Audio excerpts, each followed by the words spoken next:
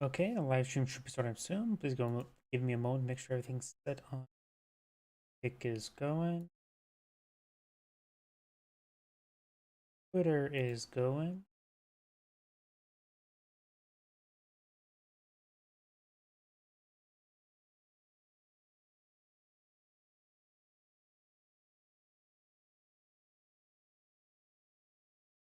Thumbnail appears to be going.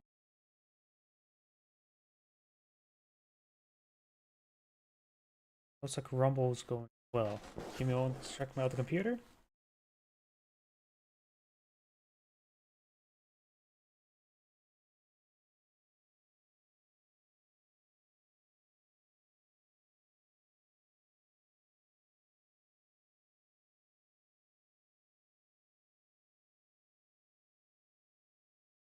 Looks like my other computer's going good. Looks like I got some viewers already. Welcome to the stream.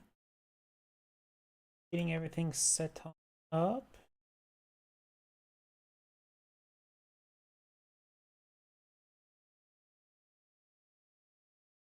Recording. Yep. So I think everything is good to go. So let's go get started. Of course, got a handful of replays. Some of them from what's it called? A Discord server, and all of them from I managed to spectate some games. A bit lower quality though, overall.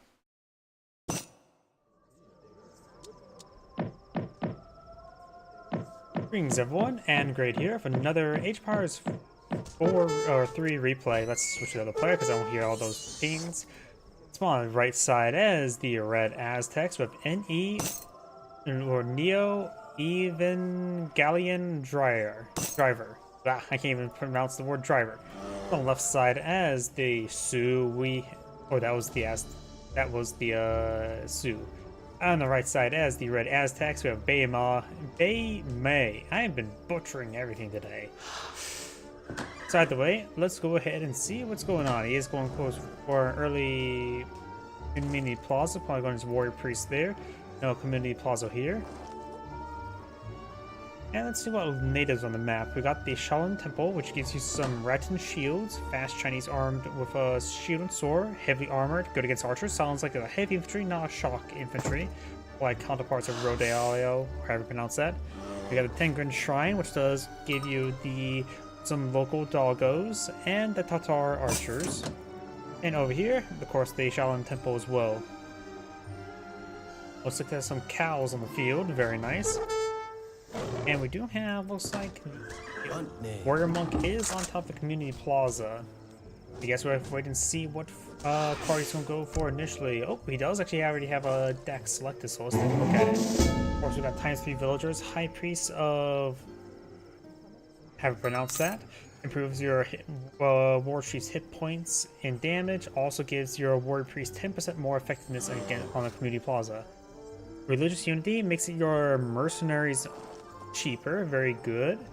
More villagers wood, gold, warrior priests, coyote runners, puma spearmen, slingers, Warhut Travis, mine allies, and Spanish renegades, which gives them the Rodealos. And the nice thing about this as well is they're ×2 cards, so they're pretty card efficient if you want to get some good mercenaries. So 500 gold in this age can be a bit expensive. Jaguar Warriors, 9 hit points, 9 attack.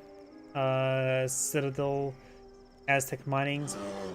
Oh, the mercenaries. He has all the Knight mercenaries. We got the Arrow Knights, the Eagle Runners, the Jaguar Knights, Villagers, and it was Coyote Runners. So he looks like a Knight Coyote Runner. Doesn't have the improved health or the hit point and speed card up here for Coyote Runners. This one improves their armor by 0.15 and increases their damage. It's increased the damage of the Arrow Knights by 20%, and it's added as siege armor. Villagers make it so... Oh, wait, I thought it only improved estate. But it looks like it is estate and mill. That's good. It must have seen a small little buff last time I checked. Oh, howdy, I just saw your Rumble comment with just a bunch of emojis. Welcome. And of course, got the Jaguar Power Knight, which also gives the increased health and damage by 20% as well. You can get the Knight line pretty healthy and very strong for the Aztecs. And the Eagle Runner, which allows him to get additional range and line of sight. And to top it off, got the Zapok Allies and the Scorched Earth. He's going for Religious Unity, which reduces the gold costs on a good chunk of them, including the Zapok Allies. It says right now 1,000 gold. Now it's 500 gold, which makes it pretty cheap. And does affect these mercenary cards as well, so you can get some pretty powerful shipments of support. Either way, let's go ahead and take a look at the Sioux cards. He is eyeing for a market here. Of course, we got villagers, something rush, so he's eyeing for a rush of some sort. We got wood, gold, archer, bowmen, club warriors, axe riders. He's going for axe riders. Turns out axe riders and rifle riders, maybe only once. Cavalry damage. Opaka soldiers. Solaka soldiers. Superior lance. Looks like a lancer variant.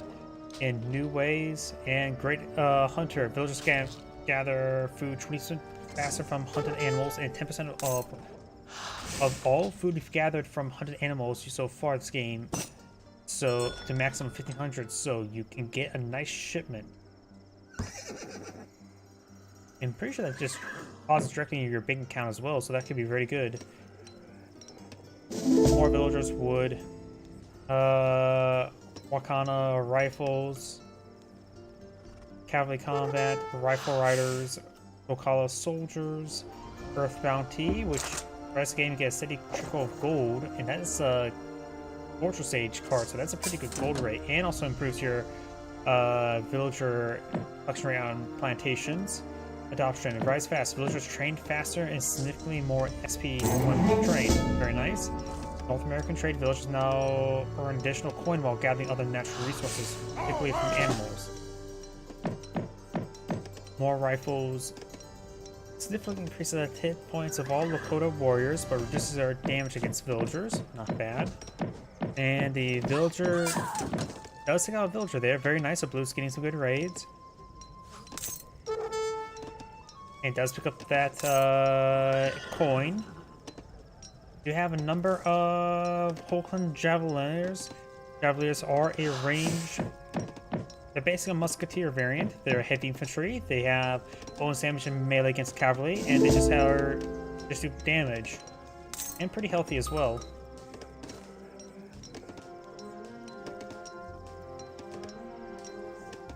Reduce damage to village set to active, so it doesn't tell me how much. Advanced captured mortars. Can able get captured mortars. We got the cavalry moving around. Captured mortars population will cost us -1. Delivers 3 captured mortars. Captured mortars coin cost -10. I do know that is like the basically an outlaw unit you can get.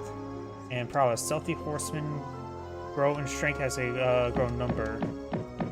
And bison.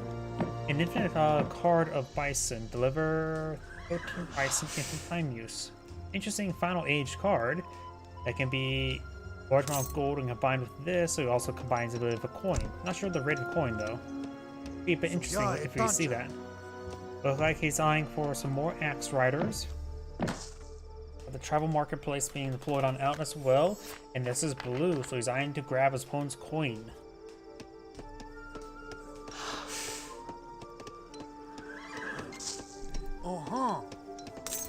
We do have a good amount of anti-cav here. These are all melee fighters, not ranged fighters. So if these units ever get into melee, they can get some good damage. He could potentially invest some food into the big button town center to get out some Jaguar warriors, which he actually already has done. Very nice.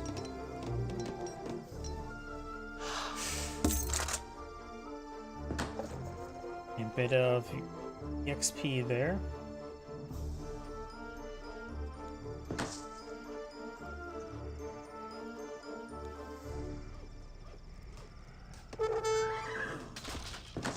Starting to torch down the tribal marketplace now. does torch down that one, getting bit of EXP. It does give him... it doesn't actually give you EXP if you kill it off. Interesting.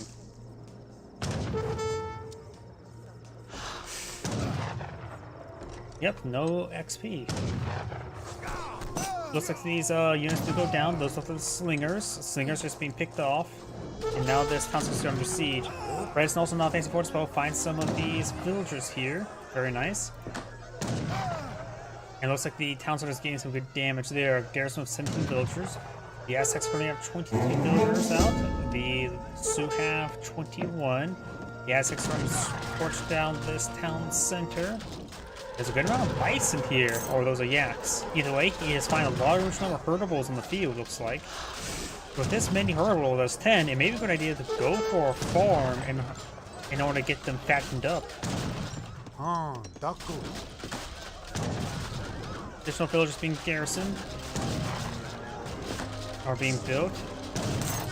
And the Aztecs may get the town center here. This is going to be a big loss there. It does destroy the town center. There's a lot of exposed villagers here. Now I got the various forces now engaging.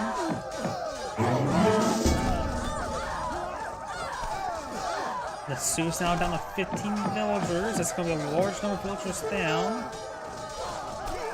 I think there's some good kills there with the warrior chief. He may get the increased kill. Yeah, he has the increased XP counter. No, he does not. Both of the war chiefs have gone down. And of course, these slingers are a skirmisher variant. The Sioux has won the fight, but did lose quite a bit. It's down to 15 villagers there. No town center as well. The Aztec player, no, he's killed off all those, killed off the town center, so it's probably a good idea for him not. He needs to build out a defense force. He has to be concerned about counterattack. He's lost his entire army, got a couple pair of war hut traps, and need to be pulled out the field immediately. Let's take out a couple villagers there, a little bit exposed, and a Puma spearman. With 2 war hut traps, this will provide some good fire support if they just want to try to advance forward. You can stay inside his town center for a little bit longer. He did have the increased XP aura there thanks to the community plaza. Very good.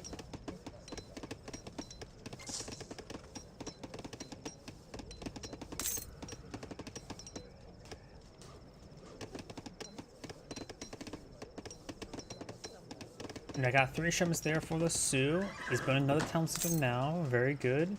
He's very far behind on villagers. Both players age 2. Can't bring any villagers here. The Aztecs are up to 31 villagers.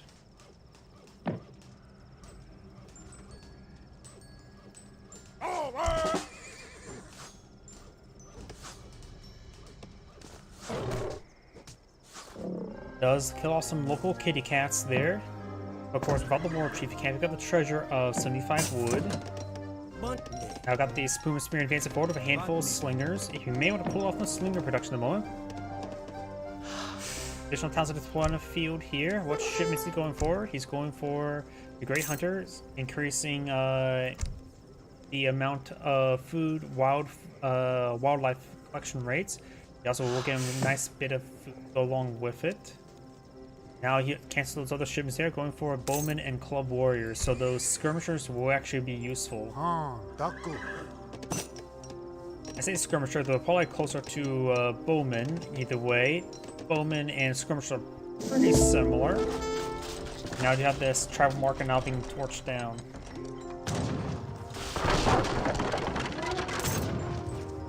Travel market has gone down. Oh.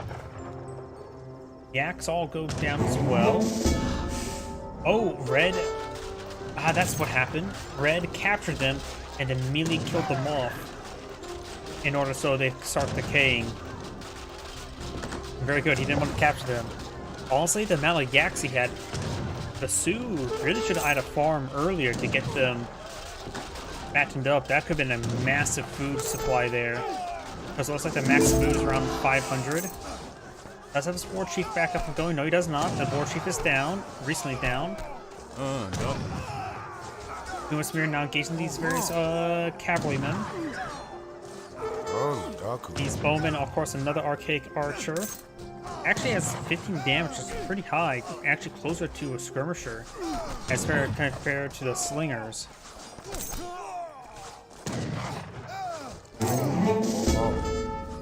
Bowmen are that much. Slinger are cheaper, of course. Does get off a large number of Sioux military there. Does get a nice shipment of club wars, where I believe are shock infantry. Nope, they're heavy infantry.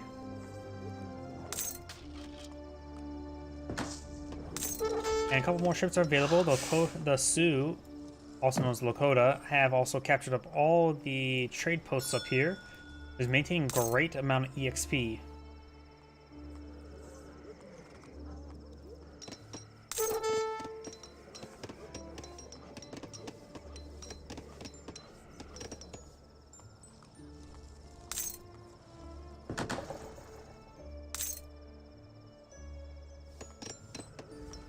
You have some Coyote Runners, who are basically a shock unit. They are a shock unit, which is basically a good infantry base Hussar. These Axe Riders have 40 attack. That's quite high. 200 resources, 250 health, and compared to a Coyote Runner, they have 250 health, 18 attack. They have a little less attack. Right, click on one of the Axe Riders. The base health is 250, so the Coyote Runners technically have a little bit more than half of the base health.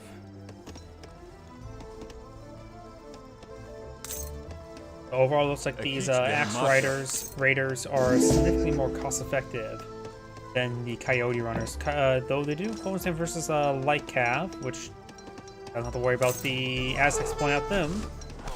I need to clean up this treasure. Reduces cavalry training time by 5%. Not bad.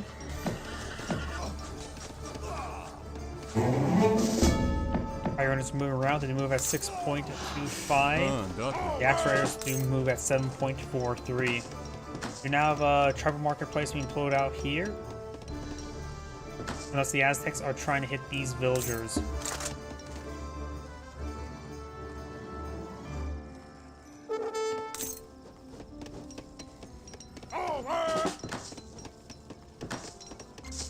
I'm sort of surprised the tribal marketplace don't have any kill or build EXP. How expensive are they? They appear to be free, so that maybe that's one reason why. Doing tribal marketplaces everywhere, probably for vision. We do have these Coyote Runners running away. Took quite a bit of damage there. These Club Warriors, they do bonus aim for shock since they're a heavy melee infantry unit. Got a big wave of Puma Spearmen, as well as another round of Holcon Javeliers.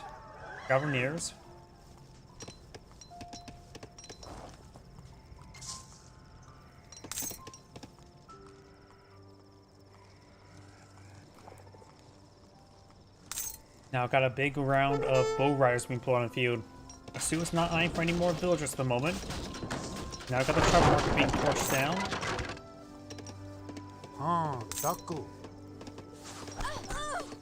Does find some of the Aztec villagers. Quickly kills a couple of them off. There's another one right here and here.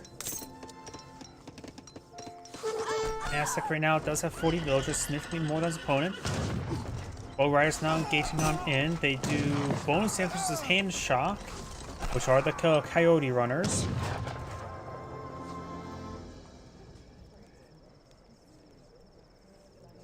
Bees.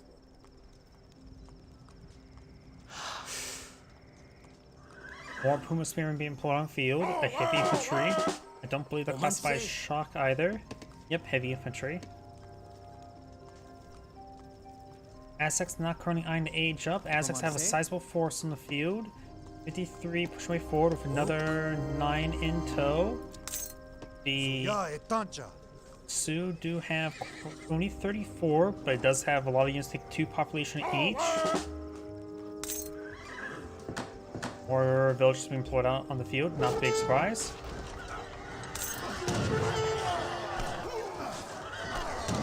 Trying to advance forward, does take out the war chief there. The War Chief does provide a massive health benefit, increased health for these nearby units, so losing him is very important. The Coyotes will have trouble here, but the Puma Spearmen will have no count for the moment. These are Dragoon variants, so they don't do any bonus damage to heavy infantry. In fact, they don't do any bonus damage, nor do they have negative damage. And looks like the Sioux player does back up the game now. This is Anagrade saying, thank you for watching, and on to the next replay.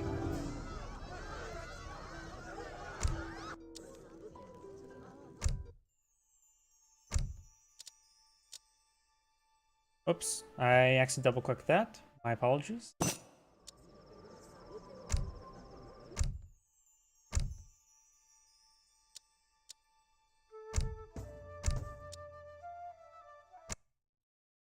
Oops, that is also the wrong button. That opens the save the folder of all the replays. I don't know why I keep on seeing. I see the word open. Open save game, right? That's what it means. As opposed to open. Greetings everyone, Anagrade here for another H-Powers 3 replay. Spawn on the left side or the right side as the blue Japanese. We have Michael GT. Spawn on the left side as the red Swedish. We have Madonna. First off, let's see what natives on the map on this map. We got the Navajo settlement, which does give them access to the Navajo rifleman, a skirmisher that can stealth, that can run, also have high mobility. And over here, same natives. So both of them can have access to Navajo rifleman if they so choose. Looks like the Japanese skin went for a lady. So, I'm not sure what that skin's supposed to be referenced to. But either way, I hear some gunfire there. I'm not sure what it is though. It's maybe the torps firing away? Or did they remove that capability of torps firing? Either way. Orchard Rickshaw eyeing to use just a scout around for the time being. Collecting nearby berries first. And let's see if we've got any decks here. Nope, no deck just yet. The Swedish player will soon select his deck. And there you go. Let's see what cards he can pull on in. We of course got the blueberries. Make sure I don't have anybody selected while I do that. As I use the WSD, I need to unmap some keys. As that's the blueberries, which will instantly spawn a set of... Your torps now spawn out blueberries rather than regular berry bushes, increasing the duration of the berry bushes. Settlers, wood, gold, pikemen, hussars. We got infantry or hand attack hit points. House of Burdenet. All team infantry increase their hit points by 15%. 2 leather cannons. Eisenberg Ironworks. Torp gather going 100% faster. Dominions delivers number of torp wagons. Gold. Blackberries. Each torp spawns black berry bush containing 1,000 food. Looks maybe amplifies with the existing blueberries upgrade, because these small berry bushes are pretty small. That is infinite. Platoon fire. Carolines inflict more damage to their range attack. Hussars, Carolines, Falconets, Snaplock, Carolines, and Hakapalti range and line of sight increase. I have no idea how to pronounce these names. Contracasian Jaegers, which grants you 10 Jaegers. Also says enable Jaegers, so maybe you enables the Jaegers to be hired at buildings. What buildings? I was like, sure, probably barracks. Copper mine delivers 3 prospect wagons which can open 3 copper mines. Good for your torps. Jump tactics. Hussars and Halkapaltis move faster, attack more quickly whilst using trample mode stance and have more hit points. Got factory, and Siva lifeguards. Carolines now resist range damage instead of melee damage. Carolina Grenadiers hit points increased.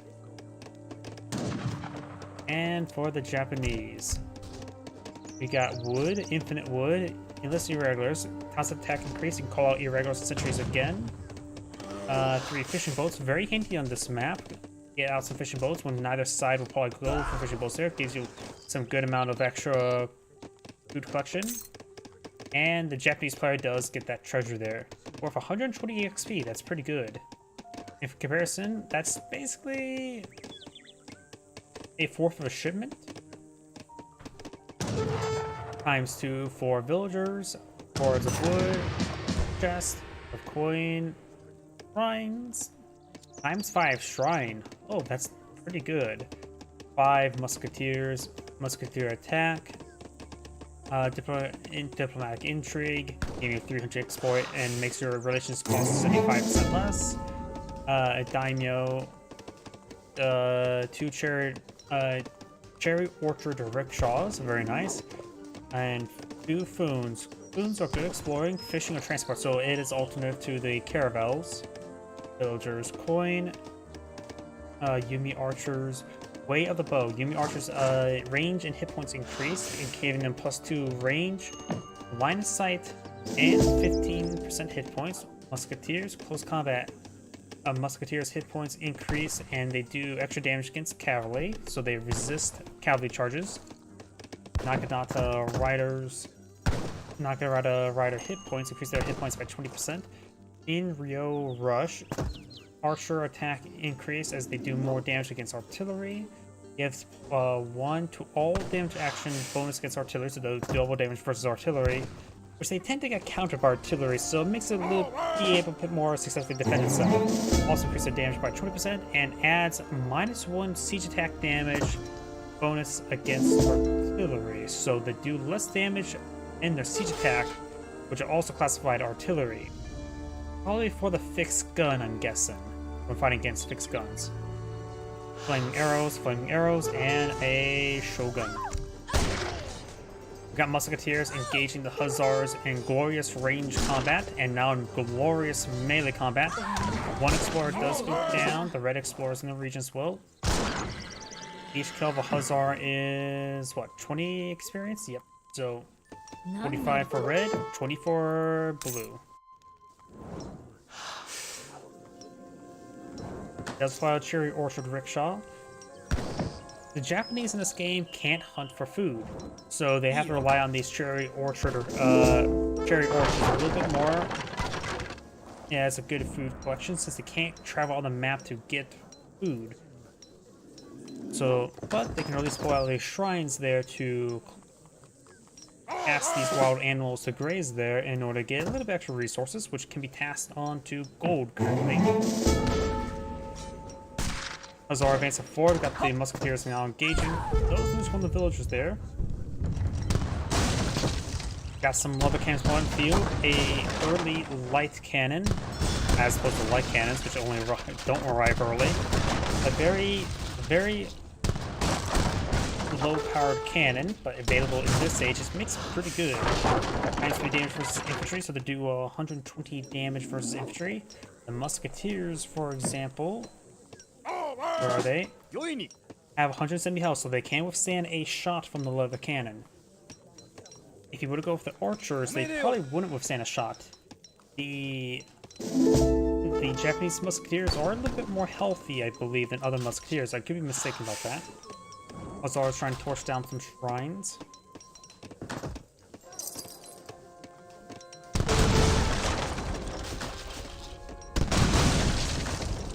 Shrines receiving some damage here. Shrine has gone down. There's a good number of musketeers. They don't do any bonus damage at range. They have good resist. They're able to resist melee cavalry charges and shock infantry charges. Carolines, on the other hand, are another musketeer variant. They have 150 health. 24 damage versus 19 damage, 12 range, more health. Granted, these guys are much more stronger than regular musketeers.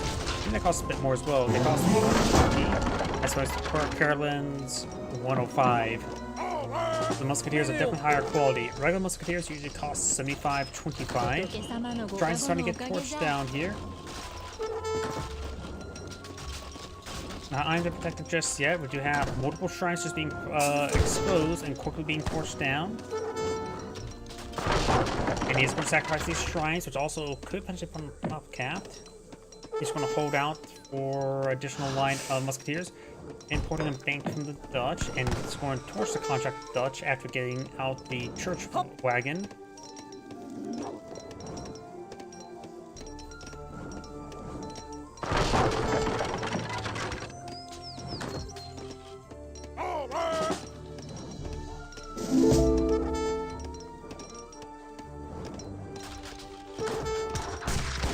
Does find a good volley there under the leather cannon. Taking out like this can be very useful. Its move speed is 3. Musketeers have a range move speed of 4.5, so they move 50% faster.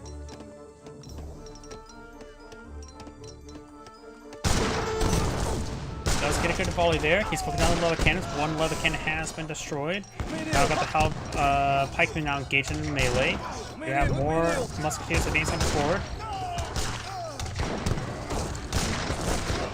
Now we got the knocking off the Riders Advance forward, which are a Lancer variant, but he does not take the leather cannon there.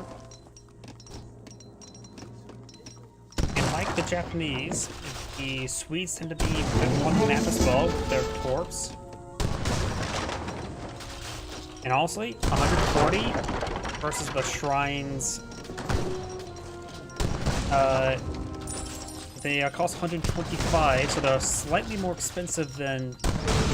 Torps are slightly more expensive, but their collection rate is significantly better. You can see here, it does also come out with each one a free berry bush, making it plus 0.84 currently. I think he also has a card to improve the gold collection rate. But the shrines right now just providing 0.36. So the torps only cost slightly more, and they're providing a lot more.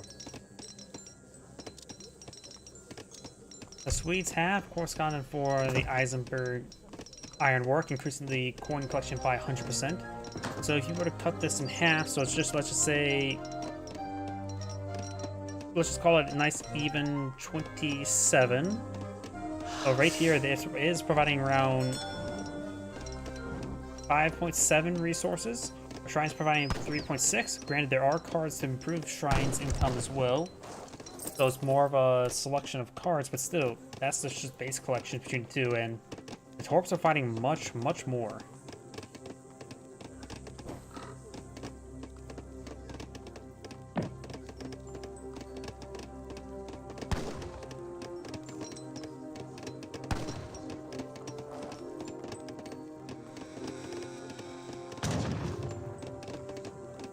We've got a handful of Carolines not being deployed on the field. Outpost is starting to get torched down.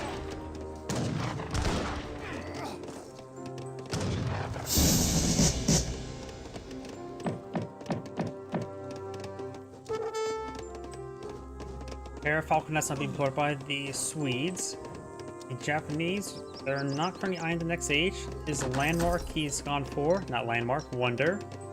Has gone for the Torii Gates, I probably butchered that, which ships a samurai or military rickshaw when built. We saw one of the samurai moving around. Has Cormorant Worship, which increases the XP points built for training units and constructing the buildings and for defeating enemies. So just get more, it's an EXP based one. Naginata riders are moving around.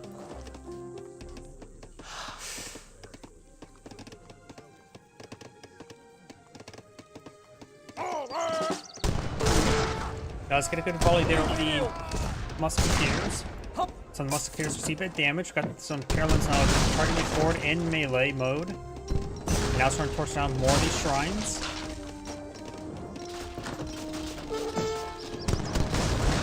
Now 2 Falconets here, so not good for the Japanese player. We have now a rice paddy here. He's already consumed that cherry orchard rickshaw. The Japanese player is going to be having issues with food. He may should have gone for those canoes earlier, not canoes, fishing boats, fishing rafts really, for additional food income. Rice pad is now fully garrisoned.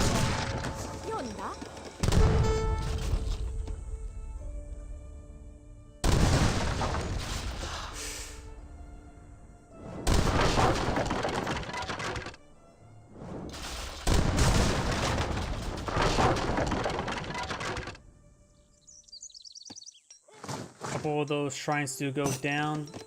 Japanese players now low in population space, build some more shrines over here. Is building it with his Explorer. The Red Explorer is down here.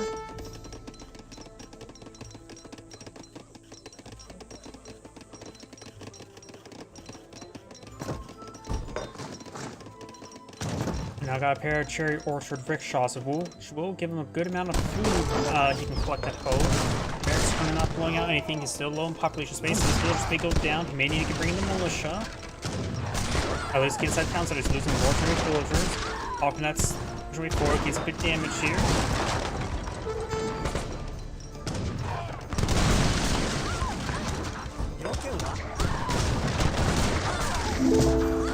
And there's the Cherry Orchard rickshaws, and they will go down. And that's probably gonna be game. Plus players now advancing over here.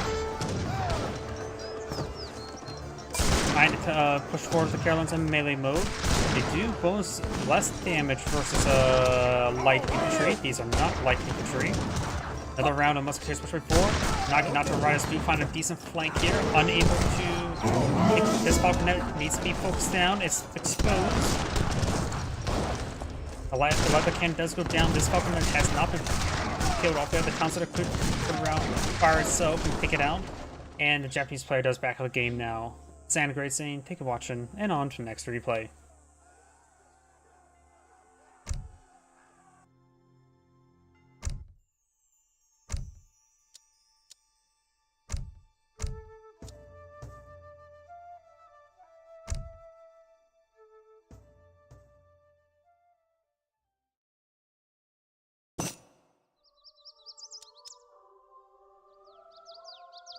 Greetings everyone, and Great here for another Age Powers 3 replay. Spawn on the south side, it has the Blue Russians, we have Moonshine. Spawn on the north side as the Magenta Incans. I don't know why, what is all going on with my camera? We have Lucas L.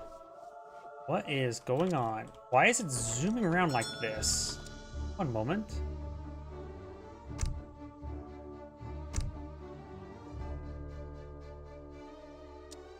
I have literally minimal.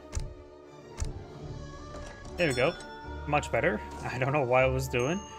It bugged out for a moment. Let's see what natives are on the map. Down here, we do have, looks like Greeks, House of Fanar. Just giving access to the Ev Zone. A Greek skirmisher with high hit points that's particularly strong versus heavy infantry. We do have the House of Witten, which does give him access to the Brabant, infantry with high hit points, protect nearby units by absorbing some damage inflicted. Of course, the Saxon Kosier and the Boyar, heavy hand cap from Walaika. Good siege attack, so this looks like a Hussar variant, while this one is a Kosiar variant. The French Kosiar, if you want a German version of it. We do now have the trade post there, get a bit of EXP, and let's see what the Russian is eyeing for his deck.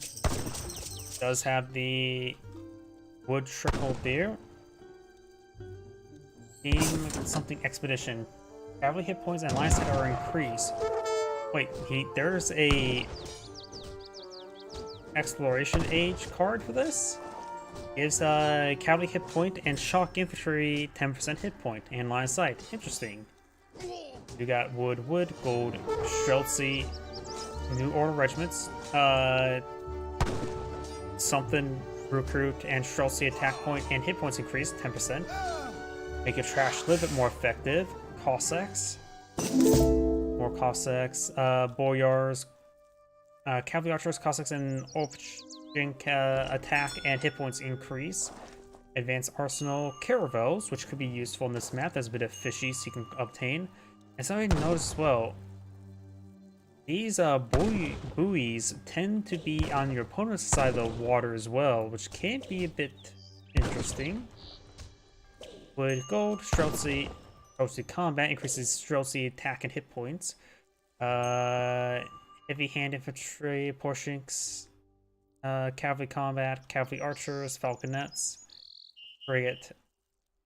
Iron maturing cavalry archers, give 9 Manchu Cavalieros, factory, infinite battleships. And I say the line, "You sunk my battleship," if everyone gets go down. For the Incans, they do have villagers. Sapa Inca improves the speed and hit points and leadership aura of your war chief. Increase your war chief's hit point by 75%. Enables the native hit point aura, damage aura, hit point aura, cheese. And increases move speed by 1. Villagers, infinite wood, bold, Jimmy runners, plumed spearmen, jungle bowmen. Jungle bowmen smoke the arrows in Kura, doubles the poison duration effect, increases damage. Range attack infantry, range infantry hit points. Chico Bruins. It significantly increases the food production of the Concha houses. Rhesus can gather from resource crates and treasures. Villagers, town center, Travis times 2 town centers, 1 card, not bad. Juma runners, melee combat infantry, Bolus warriors, Herpaz, Juma support, Amaka support. The 9 jungle bowman improves and improves the bonus damage against heavy infantry. While this one, the sends 10 Jimmy runners, also increase their Jimmy runners hit points by 20%. Lachu, Pikachu. Since a stronghold tab is a strong, gives you a, okay, this gives you a stronghold Travis. Song of Int greatly increases the damage of War Chief, who inflicts AoE damage and grants a swashbuckler attack. High ground. The high ground incumbents grants some additional line of sight and attack range. And terrace farming. Villagers gather 20% faster. And states farms take less time to build, and their upgrades and research much faster.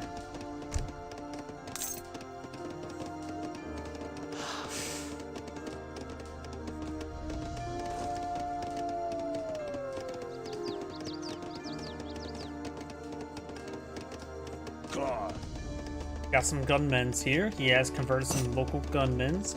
They actually do have for Unity, you can convert good damage output. 36 damage is not bad.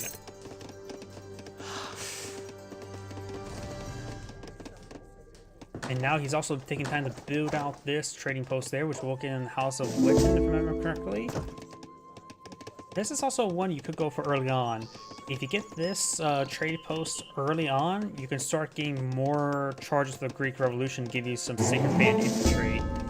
This one here simply boosts the cavalry and shock infantry armor for a short time, which the Incans do pull out the Chimi runners, a shock infantry.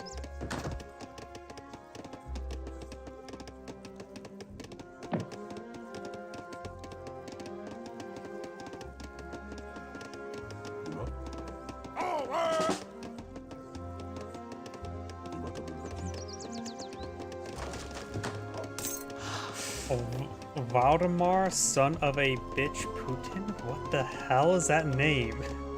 We got some recruits now deployed on the field, and his name is Ataupula, which sounds like an auto-generated name.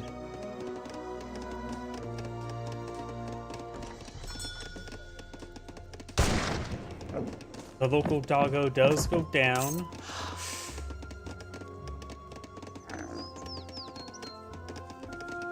We got, of course, these musketeer variants up high. They do have 18 damage, 20 range resist. Multiple groups of these musketeers now deployed in the field. He does have Blood Jungle Bowman, an anti-heavy unit. It's Archaic Bowman. Does have two sprint advanced support. They are a heavy infantry melee. They have spearmen.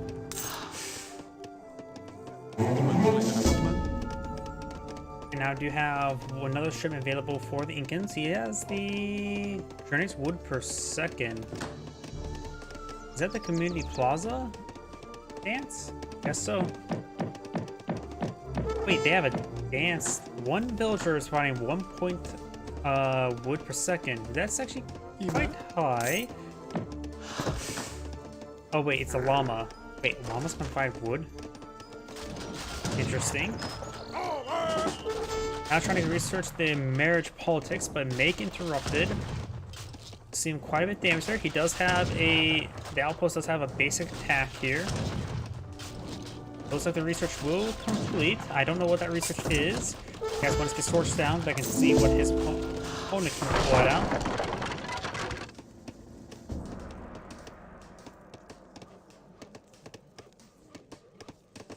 Having trouble selecting it. It needs to be destroyed for a little bit longer.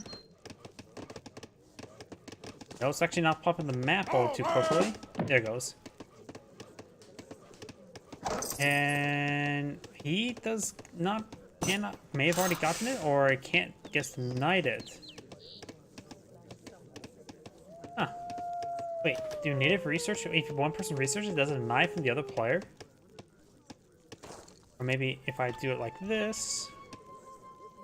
There we go, now I can see it. It said I had to select the other player. Marriage politics. Age ups are 20% cheaper. Only costs food, not bad. Huh, I can actually switch players by hitting spacebar. I thought that was just for camouflage. Oh, it does whatever it was previously. Oh, that is really bugging out. Interesting.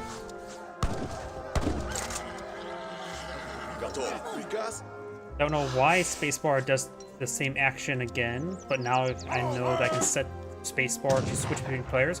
We got a good number of Schultze here. Schultze, of course, a completely dirt cheap infantry unit. Dirt cheap skirmisher, and they provide as much damage as dirt. Bowman trying to run away. We've got a good number of musketeers and Schultze here. Has a good number of Cossacks as well, which are just a Hussar variant. Notice this war chief there. We've got some more Chimera runners advancing forward. They should do some good work with Schultze. Not so much good work into recruits if they get in melee. Spearman now engage the Cossacks. Does got a number of them there.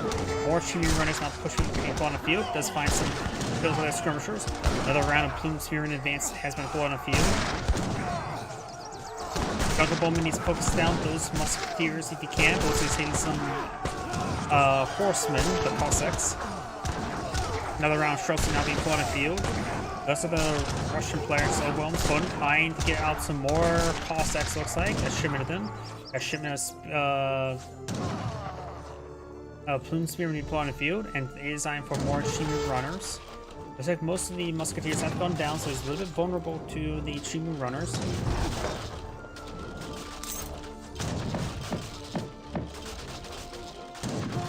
Yep, you're more than welcome to watch though. Do not have the Chimera runners that have been pulled on the field. At least another group of them. Try and push their way forward. We'll be able to overrun the Chimera runners. Got now the Spearmen now being pulled on the field. Be able to get some damage there on the Cossacks.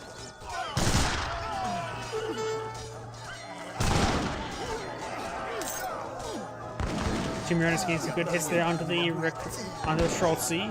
The Cossacks trying to run away. So he does manage to hold. He has took quite a bit of villager losses. His opponent's at 35. The Incan player's at 26. Of course, he does have some good food generation from his housing. And now the Chimera is going to be engaged in the recruits in melee. The recruits do bonus damage from shock infantry in melee, but there's just a lot of them.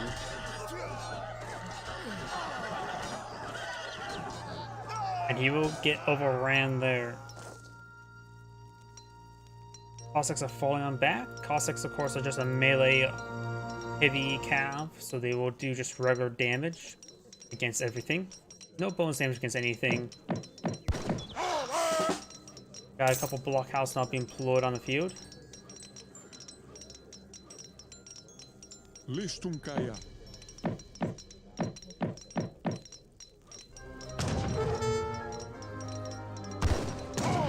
Chimera runner now seems to fire from the town center and the blockhouse. Should be picked off relatively soon. Does get picked off. More Cossacks being deployed on the field. And more of the recruits.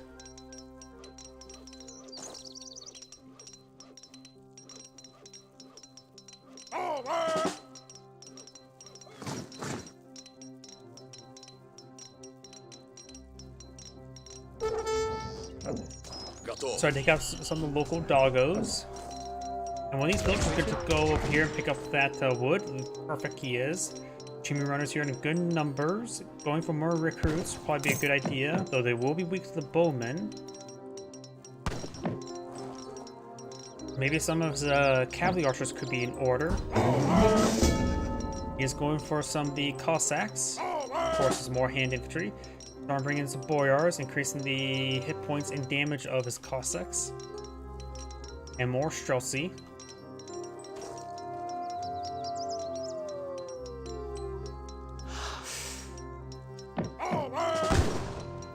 Готов. We'll find one of the Plume Spearmen. Taking it out nice and early can be helpful to make his Cossacks a little bit more survivable.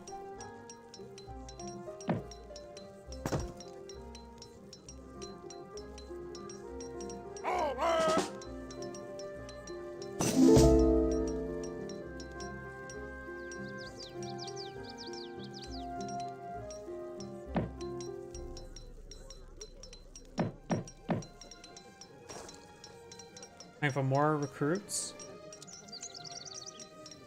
And now we do have increased damage for the jungle bowmen,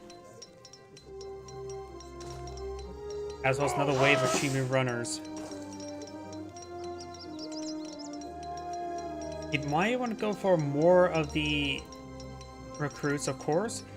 The Streltsy do have okay range, longer range than the recruits, so they will naturally be behind the recruits. So as opposed to the Chimney runners just charge on in, they're all going to be arranged, no problem.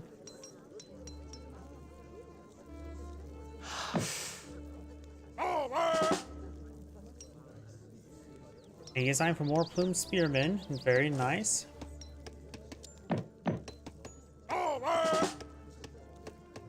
Что? Got a very large force here.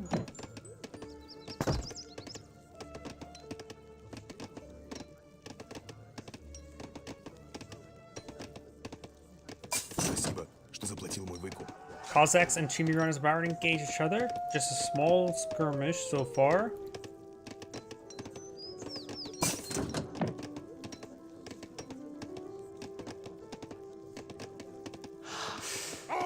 No natives being pulled out of the field just yet. Приказ?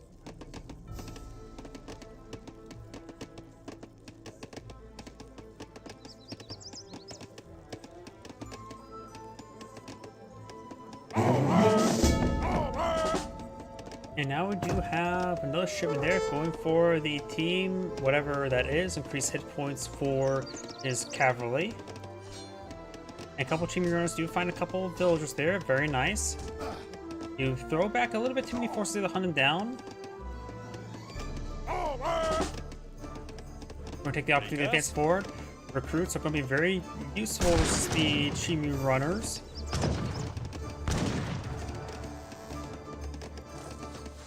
And the bowmen do get a good volley there onto this recruit. Of course, the poison damage will be useful against them. Chimney runners advancing forward. Plazor's just sort of falling on the back. Recruits now trying to advance in melee. I think there's a lag spot here, honestly.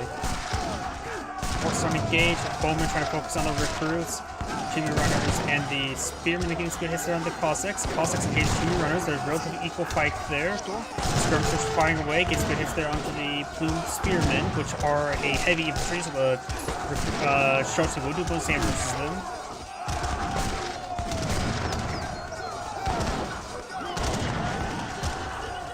More recruits have been put on the field. Looks like the Russian player will hold the line. The Chimney runners do go down, but so is all the Russian cavalry. And so has a good number of recruits and skirmishers on the field. Streltsy.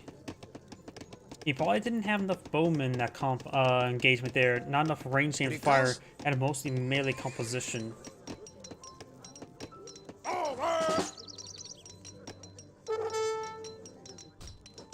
So I got the Chimney runners now hitting some of these villagers as well.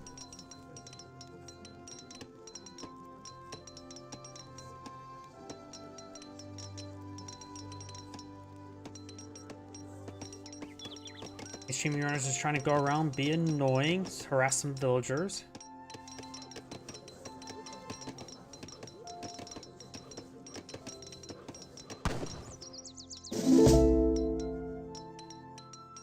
Russian player's not deploying out anything. Has a good amount of gold stored up. He may be eyeing for the next age. Incan player is not eyeing for the next age, trying to quickly rebuild his army after he lost that previous mount. Does deploy them out there.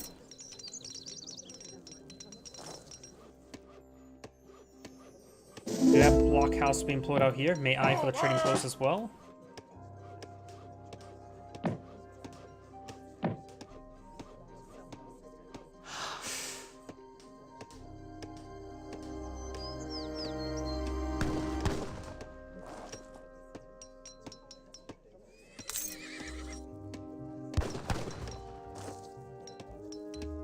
Takes out one of the deer as well.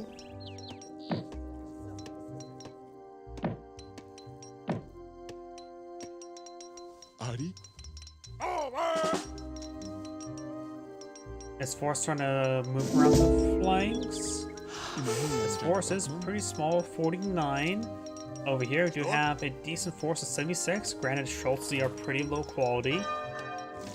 And looks like I got some ships being promoted fields and fishing ships. There's have a pair of caravels here, which they can be used themselves to collect up fish as well. Might as well task him to do that. He does spot this force advance forward. His forces will find some of the Incan villagers. Chimi Runners trying to push forward, trying to hit his opponent's additional villagers. We've got a wave of Cossacks rolling field, but they will find a bunch of spears now hitting them. All of them will go down. This force gotta have to push forward or fall back. And it will take a bit of time to fall back. Putting them inside the caravel was a good idea to make them escape. How about Shimi Run seeing some of these villagers? Okay, those caravels dropping off the far side there and collect some food. Cossacks, of course, they can't really charge ahead. They can't win this fight. They need the support. More Cossacks there. Does find a potential good engagement there to take out some of the bowmen. Very good.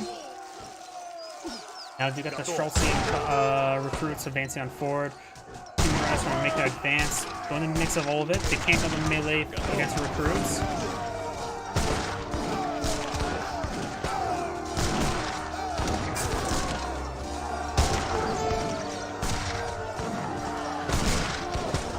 Team Runners gain some good hits on the Cossacks, but of course they're just usually effective against them. Recruits are engaging in the plume of spearmen as the Strelts engage them from range.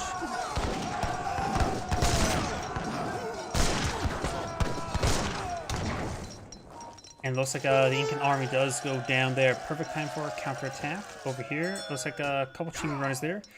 And the Chimi Runners do get bashed in the head with by the villagers. The Rus player is eyeing for a very large number of fishing boats now.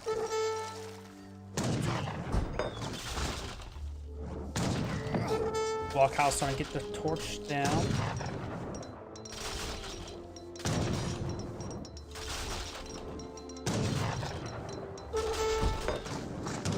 Blockhouse has gone down now.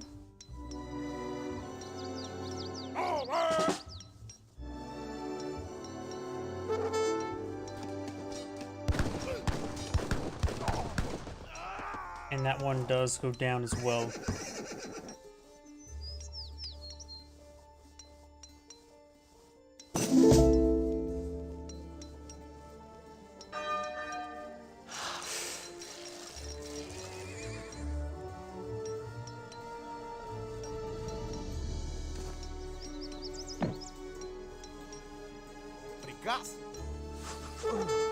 Another woman do find a volley there.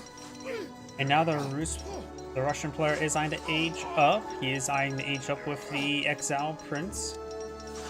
The Indian player is not eyeing to age up anytime soon. Has a bit of gold though for it.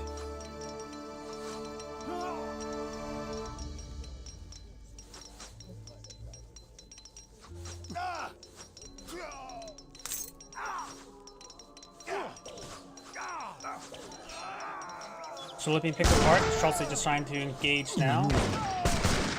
Of course, it's not exactly great engagement with Streltsy. Its versus units are not heavy. And recruits now advancing forward. Chelsea in the back line as well. Does fall back there. Still seeing a bit of attrition damage.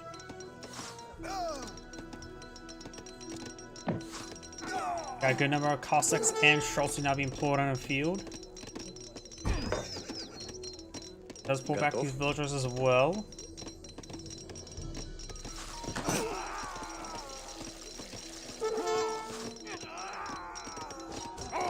And now I've got the Cossacks now in the middle of everything. They will get hit intercepted by a bunch of Plume Spearmen. The Cossacks need to hit these Jungle Bowmen. They do bone, they take less damage from them.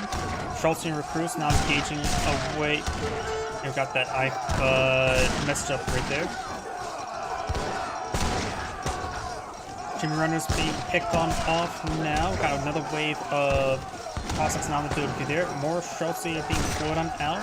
There's a wave of Schultz now coming along the flanks. Schultz are pretty much all that remains there. A couple of militiamen.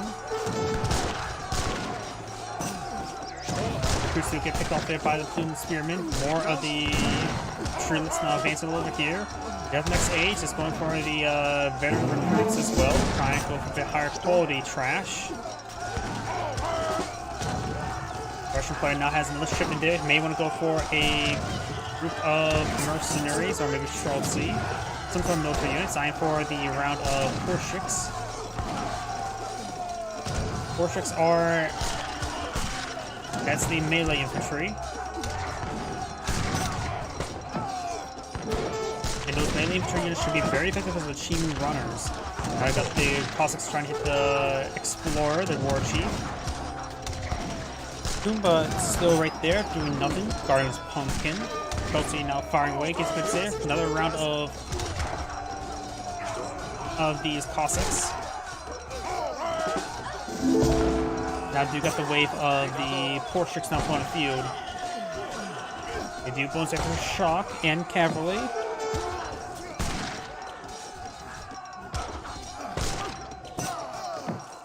He's up those units there. Another round of Cossacks as well. Let's see, he does manage to hold there. These players have 77 villagers. The Incans have 48.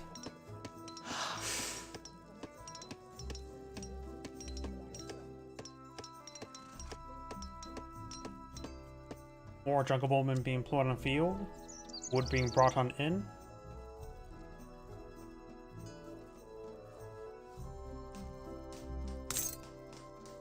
And just inside the blockhouse there. Blockhouse damage is, of course, is static at 30. Now these villagers can be on and collect up this gold.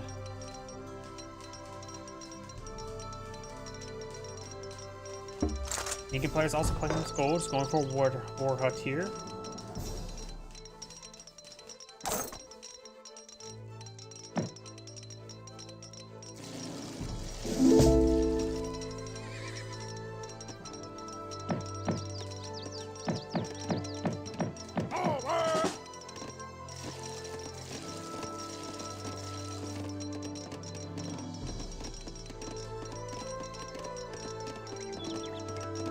More ways of Plume Spear now being pulled on the field. Maybe a good idea to go for those cavalry archers. Is pulling out a good number of the Chimu runners, the shock infantry. Cavalry archers will do bonus damage to hand shock infantry.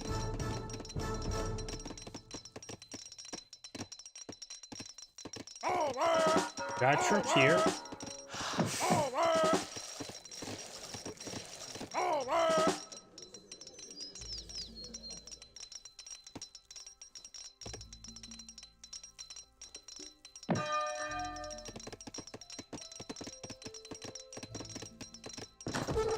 Got some housing here as well.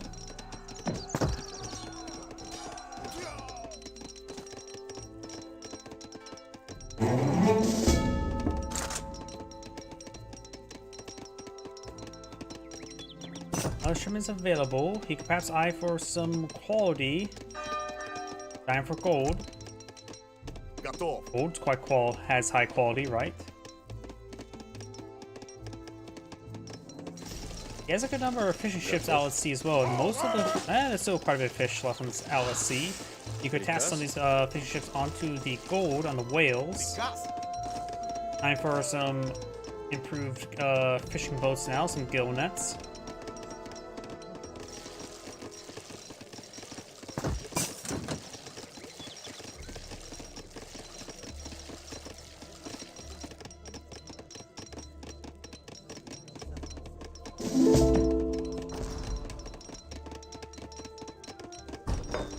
artillery foundry has not been pulled in the field. Time for any artillery just yet. Some cannon can be very useful.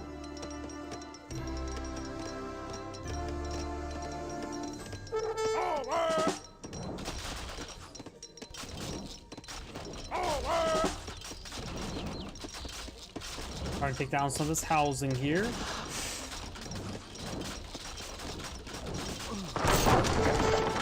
Embedded EXP as well.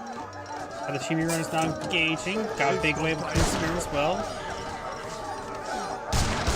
Starting to fight away. Cossacks have a good opportunity to engage the Chimera Runners and perhaps hit some of these jungle bowmen. Maybe grab a couple of them to go up here. Plume Spear now advancing through that direction there. Charles C needs to start hitting the Plume Spearmen.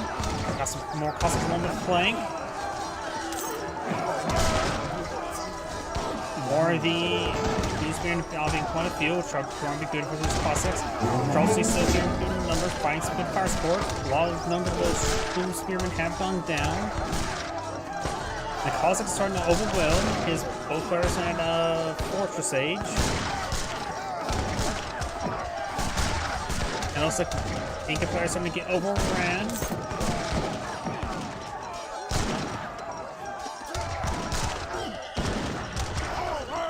Inca player does get overran there. Of course, we do have a War Hut for defense, but does cancel a little Plume Spear inside. Now some more Chimera Runners.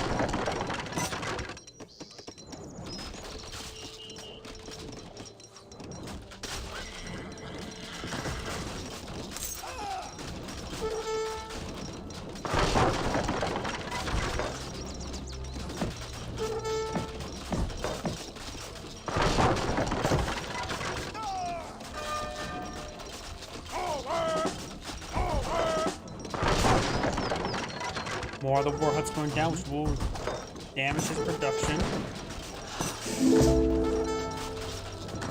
Yeah, I think that was just a troll, so you don't have to really worry about his comment. Housings are going down. Inca player does have plenty of population space for the time being. More housing being built.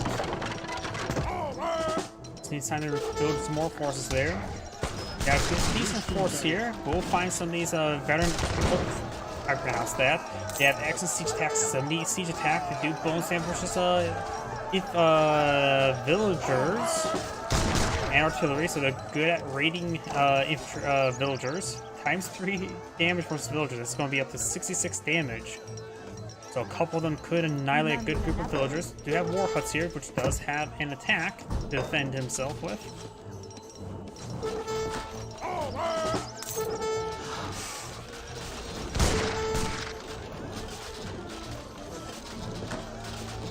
Towns are now under siege.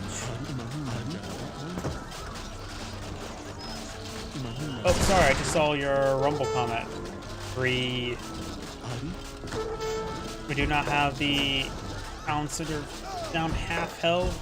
More the Warhawks are trying to fire away. These villagers are a little bit exposed, starting to go down. Going for more Plume Spearmen, more Chimera Runners. At this point in time, his towns have already go down. He's going to have to enforce engage. He does manage to sprint away. Chimera Runners and Plume Spearmen advancing forward. There's not a whole lot of recruits on the field, so you can't really melee the Chimera Runners. Plume Spearmen engaging the Cossacks. Chimera Runners engaging these melee forces there. The recruits are mixed on in, so Chimera Runners will probably disintegrate. Cossacks are able to gauge the Chimera Runners on equal footing, roughly. More Plume Spearmen equal on the field. Able to hit some of these Streltsy, which are skirmish variant, so they take less damage from them. And Inca player does lose his army there, that's probably going to be game.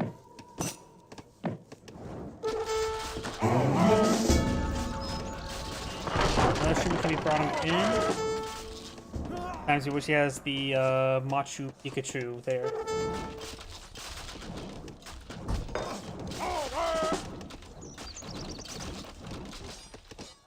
We'll find a small engagement here, but of course it's simply outnumbered. There's plenty of population space.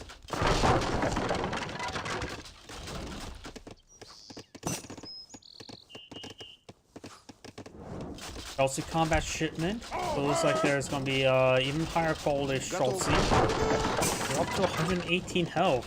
They can almost withstand a shot from a leather cannon, which does 120.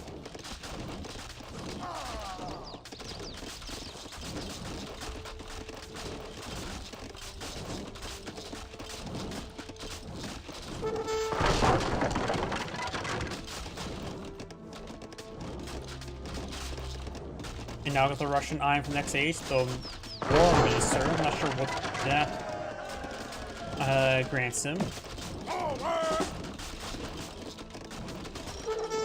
I got a couple Chimi runners engaging over here. Or Chikwas, which is a scout. Or Chas Kui, however you pronounce it. And it does find a number of Rus villages here. Minor consolation prize.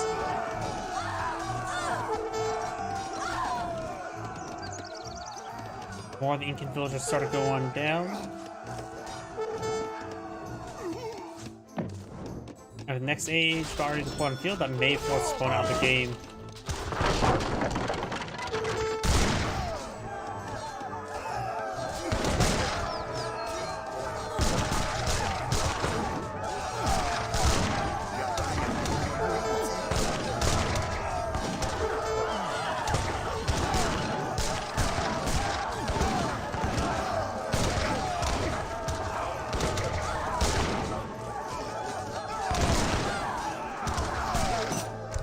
And it looks like Magenta does back out of the game. Whoops, I actually clicked on the button. Either way, this is Android saying, thank you for watching, and on to the next replay. And before I start the next replay, I do need to use the restroom. Please give me one moment.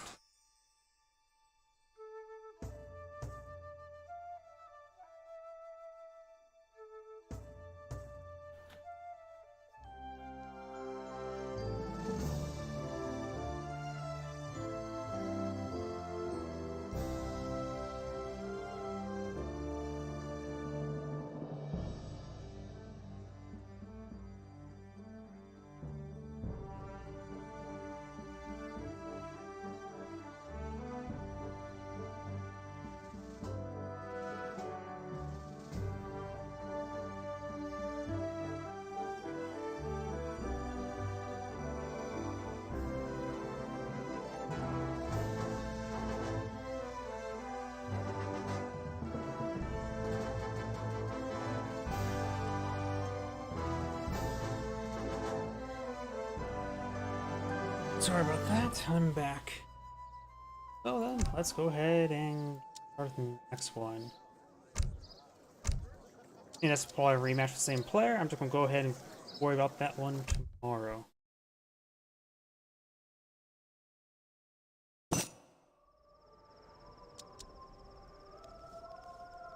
Greetings everyone, and Grade here for another Age of Empires 3 replay. So on the bottom left side as the red Portuguese, we have Kinda Cat. On the right side as the blue Italians, we have a foreign name. Let's see now, let's take a look, let's see what natives are on the map. Here we've got the Tengri Shrine, which allows you to get access to the Tatar Cavalry Archers, and some local doggos. And of course we do also have the Sufi Mosque, which allows them access to the Grizzly Bosch, a heavy Turkoman cavalry armed with lance and a bow. Sounds like a hybrid cavalry unit.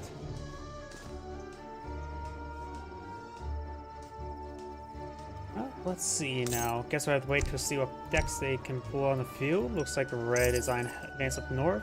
The name is Jonah Madaria. I wonder if it's a custom name or random name. And over here, you have a foreign name who's chosen a Roman skin for the Italians. Makes sense, but also not really, really related.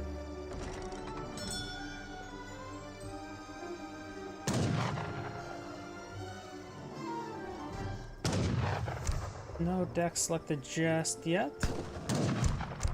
Nor for the Portuguese. Some of the local bears are going down by red up here. We do have blue iron for this 70 wood. Guarded by a local kitty cat. And we've got 75 gold for this bear. Now, there's a salt mine here. Salt mines do have 10,000 gold storage. The cat does go down as well. Preparada. Okay, she may be eyeing for the coin here, and now let's see what shipment she will go for. Or nothing just yet. There we go. Immediately going for the Federitas. Towns that now provide a trickle of all resources. Basically, all adds up to about one that you, of course, get. Multiple town centers for the Portuguese. Economic theory, all sublet fish boats gather faster. Not bad. Wood, gold, pikemen, musketeers. Gunpowder attack, so increases the damage of ambassadors and musketeers. Frontier defenses, silversmith. Spice trade, villagers gather food from hunted animals, berries, and orchards, bastard. And hire a band of cannoneer mercenaries. And wit and allies. And infantry with high hit points protect nearby units by absorbing some damage inflicted to them. I think they're called the Trabants, if I remember correctly. Yeah, deliver 8 Trabants. Gold. Halberdiers, 9 musketeers, cazadors, dragoons, dragoon combat, artillery hit points, organ guns, and a fort. Over here, gunpowder infantry combat, range fighting, mortars get adds 3 or 8 range to bombard maximum range, and add 3 to bombard attack maximum range. Barrage attack, I mean. So, increased range for your mortars, not bad. Plus 8 line sight. Then factory. For the Italians, has gone for the small trickle of gold. The fast age up. All rewards are increased. Easy, how to pronounce that? As ships 1, Ballistica wagon cause Lombards to trickle EXP while converting investments. Levels 1 church wagon adds 1 to the build limit, enables auto XP. Monte de Pita ships 1 Lombard wagon and deposits some coin in your Lombards, which gives, of course, can be converted to wood. Cine's financiers deposits a medium amount of food to your Lombards, 800 to the investment, of course gets wood and gold. He does spot the additional town center for the Portuguese right there, putting it right next to the gold mine, throwing some torches onto it. Salve. The siege attack is 15, so it's pathetically small. Passive ears, so a crossbow with a large shield providing hit points, different effects to each stance. Infantry hit points. Stefani swords increases the hand attack of all cavalry and infantry, so attack card, hand attack card. Croatian company 300 ships a number of Karbats and Shivani 6 and 7, so 13 units. Deposit 1,200 wood into your Lombards. Deposit medium amount of coin, 1,200 coin into your Lombards. Cavalry combat. Oh, I just realized something as well. We've got crossbows now engaging. Getting some hits there on the architect. There's also an outpost here now. Very nice.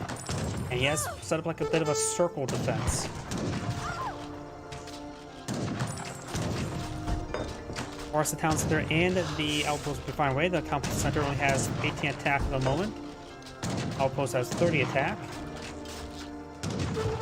Let's see, cavalry combat, falconets, Albion company, 4-4, Stradats and Bosniaks, German company, 6 Jaegers, 5 giant grenadiers, Black company, 5 Black Riders, 6 armored Perseveres. Those take out that Lombard there. I think it's a little bit too late to look at the rest of the cards now. One Lombard's gone down. Currently he has 800 food deposit on in. And now got the Ballistica to go down. It has by 1 EXP per second as well. Taking quite a bit of damage. Crossbows do have pathetically poor siege damage of 8. The pikemen have a more respectable of 32. In which she may only have like 3, maybe just 2 there. Yeah, 3 there. Turning for the town center damage now. Mostly still in range of town center. And does have 2054 attack up and going.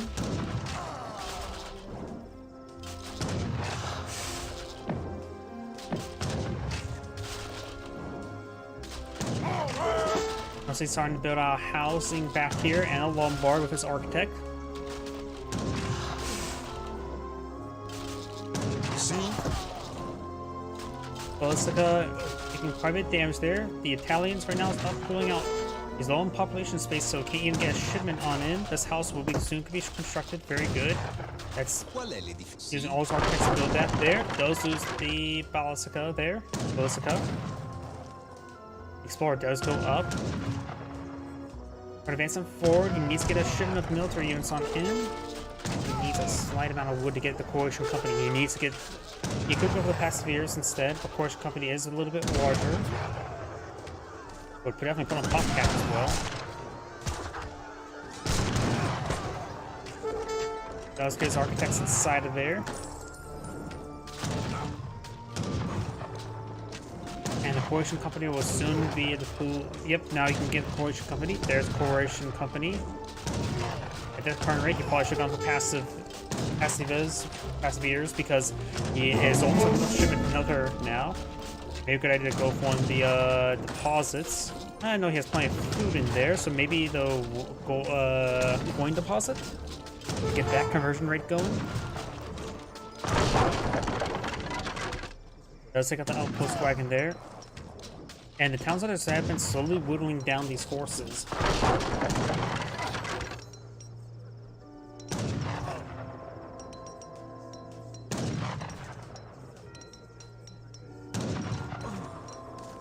There's some good damage there.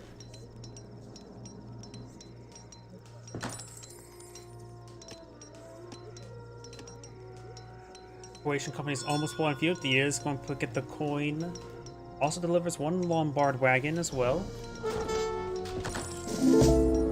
There's Coalition Company. These, how to pronounce that, is specialized light infantry that only counters light infantry. So it's a skirmisher who does bonus damage versus skirmishers look like. And the Kerbos, which are Irene. They have good range attack. No additional bonus damage. It's a weird Dragoon variant, I guess. Counter heavy cav and hand combat. Benefits promotions. Provides some decent range damage. Low range though. So definitely unique units. Now I do have some Cannoneers point of field. Heavy infantry. More of an Obuscun variant. They do also siege damage at range as well. This house is starting to go down, and taking out this house is important right now. He knows his opponent has gone for the Black Company, or the Croatian Company, which means he's going to have trouble building out more units. And these villagers here over here to build out some more housing. He does currently have 2 Lombards here.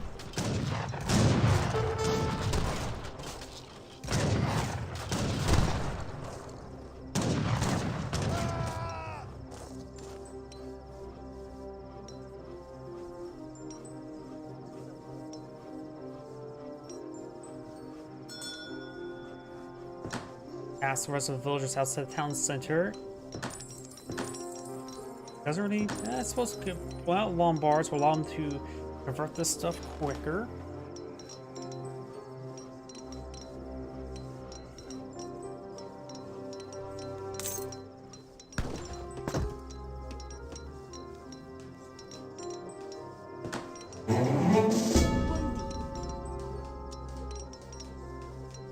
Now it's going to get some medium amount of food in there as well. Does it pull out a Lombard wagon as well? No, it does not.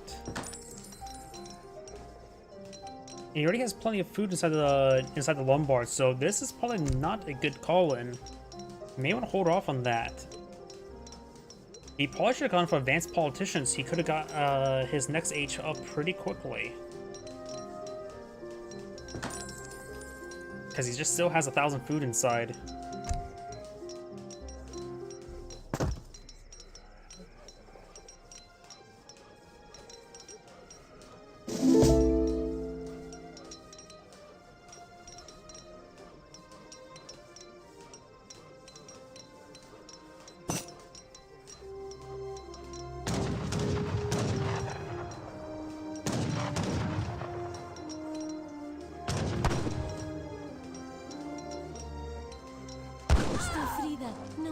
Takes out the Explorer there, very nice. He has gone to the next age, the Adventurer.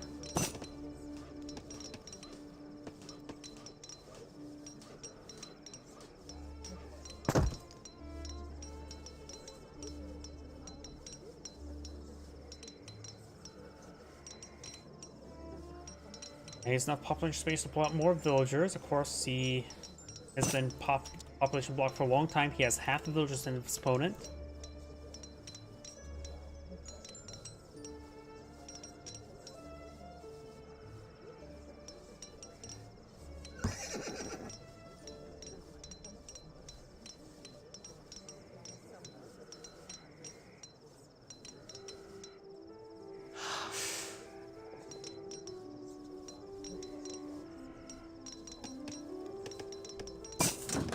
Sim.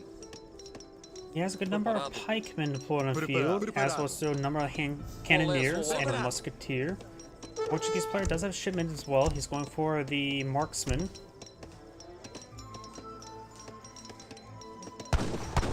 Get some damage on those villagers.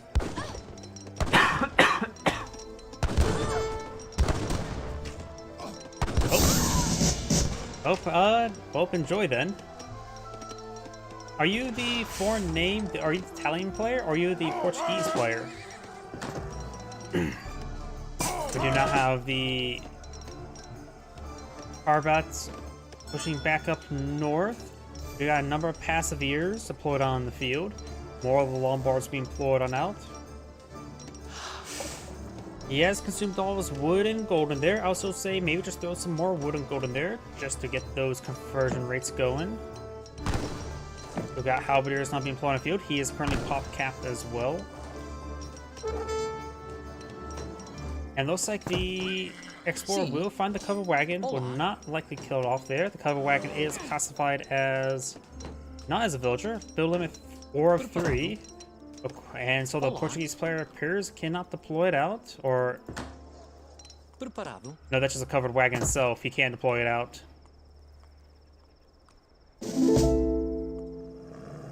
He's kind of a cat. Well, I'm sort of kind of a fox. Sim. Got a bit of damage there onto the villagers there. The Italian player has not deployed out additional villagers.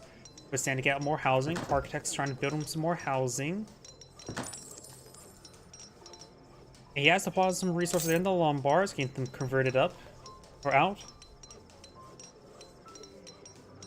Let's see. How was the conversion rate of Lombards? I swear, if I would ever play the Italians, I would definitely create a macro in order to maximize the Lombards. Because if you get 5 Lombards, assume it consumes each one at 1 per second. Ready to go for industrial? Potentially, he has quite a bit of resource stockpiled up. He has researched the advanced politicians as well. For the Italians, I could see somebody going for a macro to maximize this, assuming that each one goes down by 1 per second. You have 5 on the field. That means, say,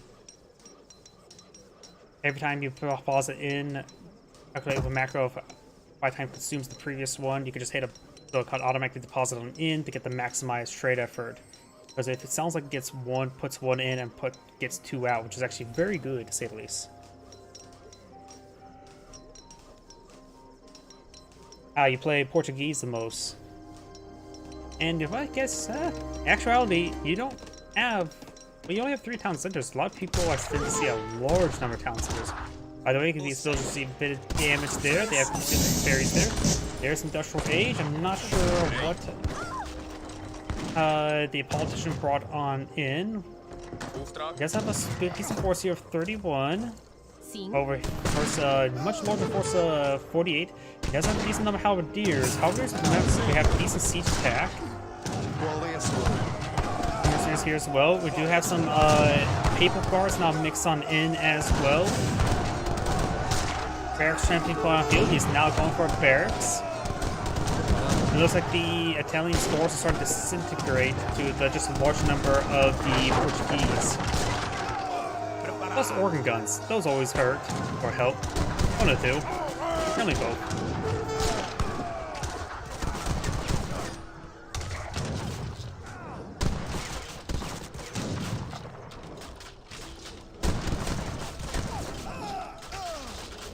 architects do go down, some of this infrastructure is going to be torched. And that's probably going to be the end of the game. No military force field. Not likely you can build out a large enough military force. Yep, does back the game now. It's Anna Great saying, thank you for watching, and on to the next replay.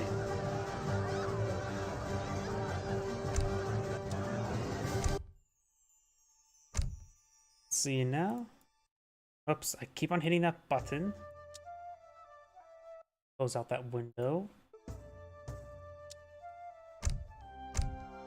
Of course, I got some replays I spectated of mixed quality. It's a mix of being Lancers, yep. Here, I'm just going to read some comments first. Let's see. Play loads of civs, purports to your favorite. Quinoboss is amazing mixing, are amazing Lancers, but yeah, I've got to say they are underrated. Yep. Alright, let's go and continue then. Greetings everyone, and Great here for another Age of Empires 3 replay. Spawn on the top left side as the blue Ottomans with Mentogen, and spawn on the bottom right side as the red Ottomans with Zay, Lele, Asterix. Let's see now, on the middle of the map we do have the House of Oldenburg, which grants you access to the Royal Huntsman, which is a nice villager alternative to get just a food collector. And over here we do have the House of Yagalon. I butchered that really badly. We can get out some Lipka Tartars and Shock Riders. Over here is also the Northern Musketeer, which only costs food. Devoted Musketeer from Northern Europe with low hit points but high damage, so it sounds like a skirmisher, but it's actually a Musketeer, and it's for promotions. The first shipment almost available. We got a mosque down here. Of course, the Ottomans get their mosques out to get the villager-based research. Got 3 villagers, economic 3, villagers, wood, gold, janissaries, delis, Ottoman hand cav with increased movement speed and attack speed, and palace intrigue. It provides your mosque with unique Ottoman research. Wood, gold. Andron schools increase attack speed and hit points of Azaps and Janissaries and Nizim Fusiliers. Nazim? I don't know how to pronounce some of these words. 5 delis. Oh, wait, Sipahi can now be brought in infinitely? That's definitely changed from non-definitive edition. Cavalry combat, falconets. Opicular. Increase attack and hit points of Ottoman artillery, including grenade troops. Probably also Albus guns as well. Maybe not. Are they classified? Yeah. Ottoman artillery, Albus guns, and Humlakari. I don't know how to pronounce any of these names. They must be classified as grenade troops. Royal Mint, refrigeration, Akim Oglan School. More names from the Butcher. Ottoman infantry costs less resources. Not bad. Kuzuli School improves the hit points and attack of all Ottoman infantry. Increase, looks like +15/+15, looks like. Infinite Sipahi, great bombards, infinite factory, and more factories. And for the other Ottoman player, he has gone villagers, Silk Road. All crates contain +25% more resources. That could be interesting. More villagers, wood, gold. That's will be very helpful. No infinite crates. Azaps. Zelbeki increase the hit points of Obelisk Hunters and Herm. Why do we even try to pronounce a lot of these names? Advanced Arsenal and Church improvements, or mosque improvements, I should say. Wood, gold. Sipahis, Cavalry Archers. And Kins, range cavalry does increased damage versus settlers, and cavalry archers train faster. Gives a +100% damage bonus versus villagers. Cavalry combat, obelisk guns, falconets. That name I can't pronounce. Mosque construction. All Ottoman mosque improvements cost 50% less. Interesting. Kuzli School, improve the hit points and attack of all the Ottoman infantry. Flight archery.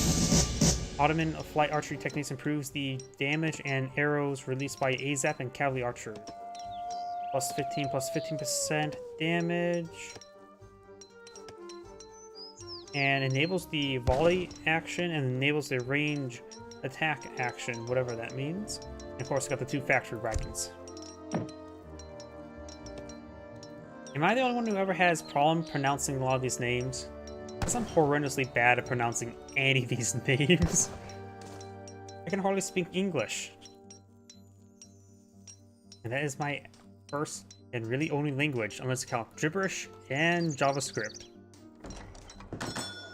Even then, it's been a while since I've done anything involving JavaScript. While I read it, that's about it anymore. The local doggo does go down there. Millet system, I think that increased production speed of villagers, or is that increasing max capacity? I suppose if I have them selected. Selam. That'll probably increase production because it's 15 out of 25. Silk Road's great for this map. Those plus increase drop-off resources. Is there something unique when it involves these natives? Unit upgrades receive age ups have been granted. Takes longer to research this industrial imperial age. Delivers 4 cords of wood. Oh, I see now. This legacy can make you are granted again. So that doesn't mean it's available again, but actually just immediately grants it. That is actually a pretty good combo. Gibberish is always a nice language to speak. Yep. Rolls off the tongue, you could say. Of course, ship 5 block cars and grants more resources for present and future farm buildings. For all huntsmen, yep. Now guaranteeing your villagers and fishing boats now generate a small amount of coin when they're hunting or fishing. Skirmisher units, especially huntsmen, inflict slightly more damage versus other skirmishers, and your warships and defense buildings now trigger a tiny sum of coin, which could be useful.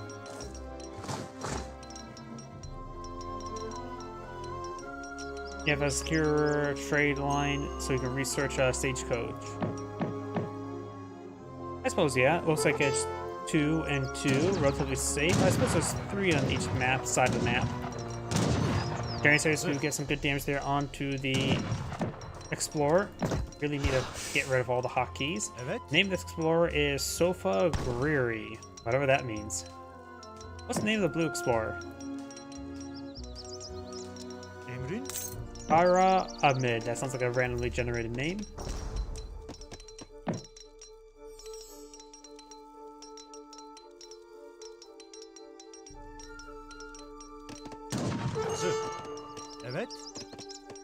The Explorer does take a bit of damage there.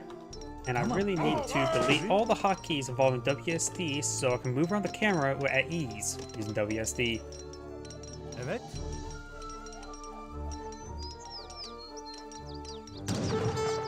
Blues Villager has much more health than Red's Villager. It looks like Blues Villager has a bit more health there. And he has advanced to the next age as well, so Red is in the Fortress Age. Blue's still in the Colonial Age. Blue has a decent amount of Janissaries here, so these delis could potentially get some good damage on in, but maybe not. All depends on the engagement angle. They do only have 15 siege attacks, so they can't take time to torch down the trading post.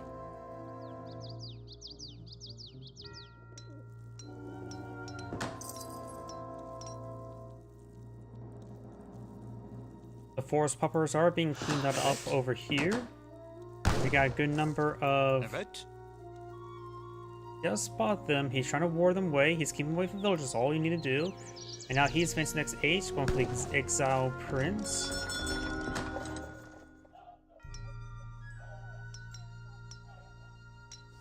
Those, of course, have gone for 2 trading posts. Red has not touched this other trading post. No shipments available.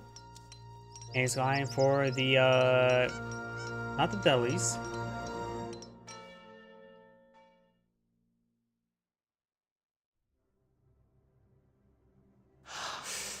Emrin?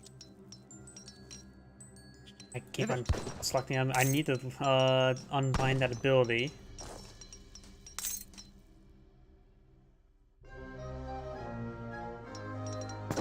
Blues looks like trying to be a bit more defensive time being. And now he's going to bring a shipment of falconets. Red right now is eyeing for a shipment of coin, not eyeing for any more military units. Does get a second town and third town center on the field. After all, Ottomans should really get their additional town centers up as soon as they can in order to get their additional free villager production.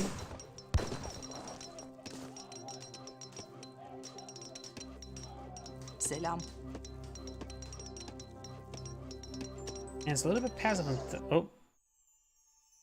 Great. And that's a replay I recorded, I spectated myself. So I'm not sure why that broke. Oh, I keep on hitting that button. Either way, I'm going to take time to delete that recording so I don't actually upload that to YouTube.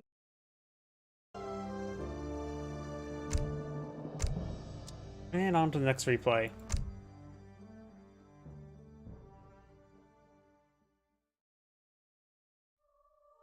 Let's try this time. This replay now.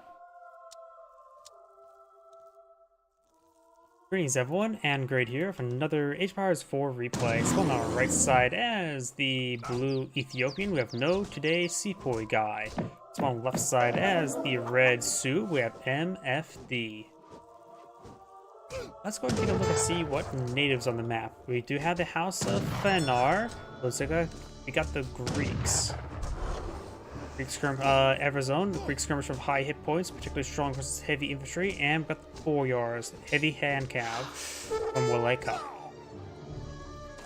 Waleka.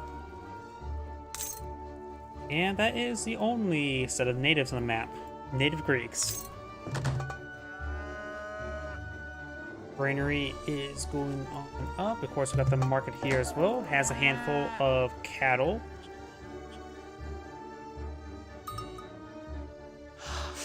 Does find himself a water bison.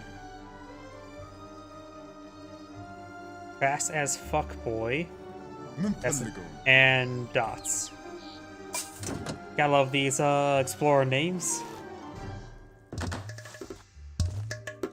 That has been deployed on the field, providing 10 population housing. You monster. And the other player does have a deck selected. He does have the Trinity, ships 2 villagers and 1 Aben. Villagers construct buildings and that's the basic description. And the Hiwat philosophy. Technologies available in the mountain monasteries are cheaper and research faster. Oh yeah, the Ethiopians have the mountain monastery, which will allow him to use these unique priests and collect up gold themselves. Does have access to more villagers, chests of coin, chests of influence, a prize bowl, a particularly fattened cow containing 750 food, which can be fattened even further. Delivers 1 big Benny. And you get that twice. 6 Gaizian, heavy range infantry, throws javelins faster, closer targets, yada yada. Hotel warriors, band of Kendir mercenaries, the facade castles, and also as delivers 3 tokens of influence as well. Wait, does that mean? Yeah, that should be 2 sacks of influence there. 100, not bad. Fazu Gili gold improves all gold gathering rates by. It doesn't actually say. I need to get to the next age for me to see that. Jesuit allies, European adventurers armed with a gun, riding horseback. So it sounds like, yeah, 7 conquistadors. Tokens of influence, 8 semi-fattened cows, 1 livestock market builder, Oromo warriors, Gaussians. I really don't know much of the Ethiopian loadout. Nefianti. I can't pronounce any of these names. Sebastopol mortar. I think I know that one. Zibenanis. Increase the hit points of Nephian hit points by 10% and adds 0.05 siege armor.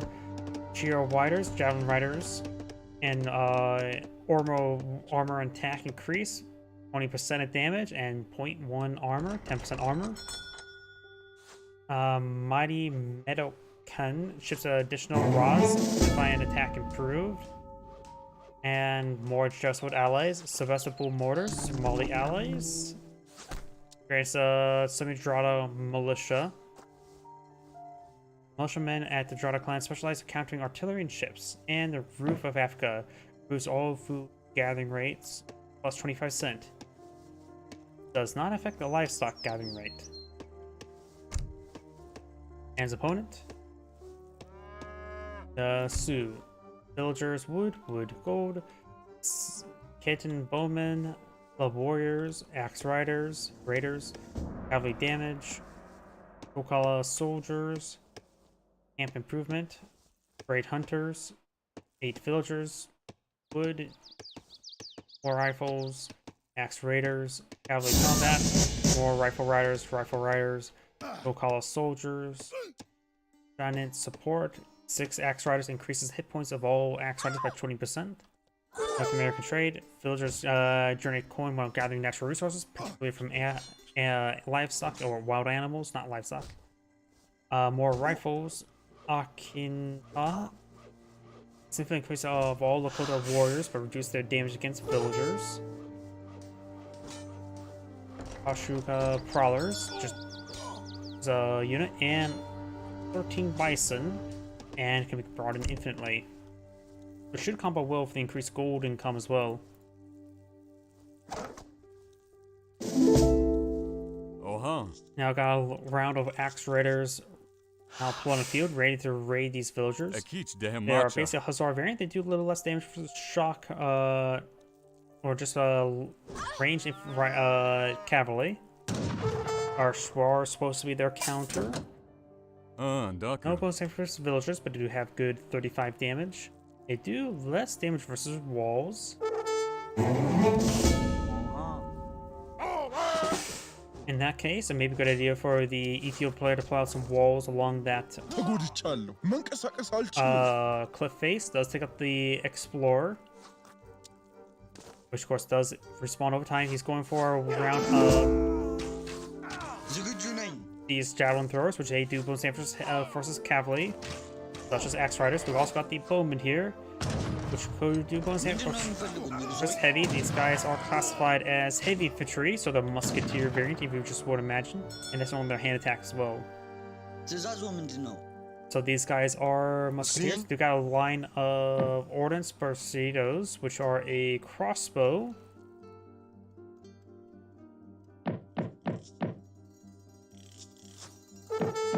There's about the war hut here. These guys do have 22 siege attack, have reasonable siege attack. These crossbows, of course, have pathetically bad siege attack of 8. We're not firing flame arrows at them would not do a whole lot of damage. Also, they should have replaced the flame arrow attack with a regular arrow attack, because it's basically the same thing. The better conveys how much damage they do. In other words, pathetically horrible. More crossbows being put on the field. Looks the mountain monasteries are eyeing to go for gather a coin with 25% influence rate.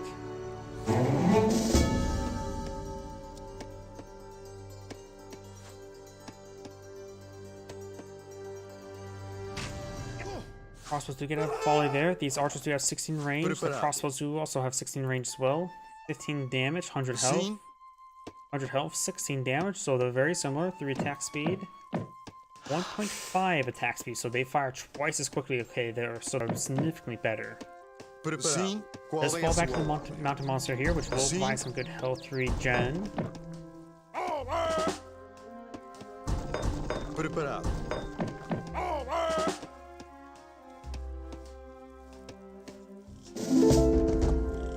I do got a palace builder there. That should be a decent outpost to fight from. Has 1 AoE, so can do some bonus damage here. Ooh, that Emir immediately goes down. And now he's bringing some infantry breastplates.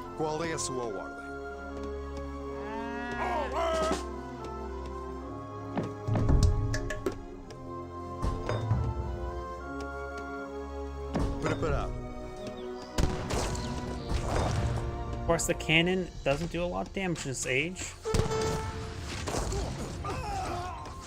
Let's get some good hits there onto the crossbows. Archers gain some decent damage on the crossbows. Crossbows are having trouble firing, it looks like.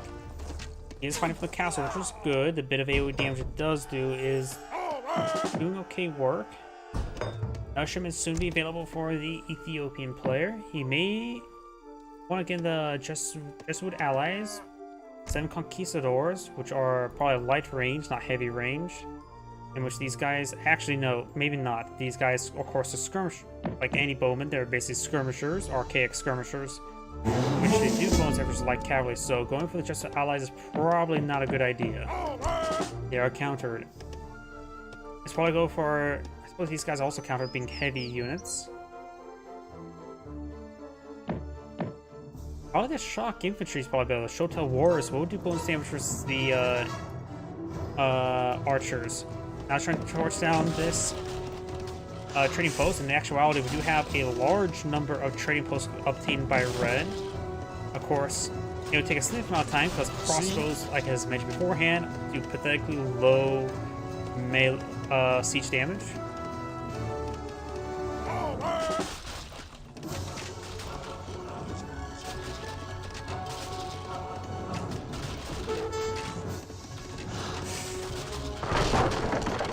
Post has gone down though.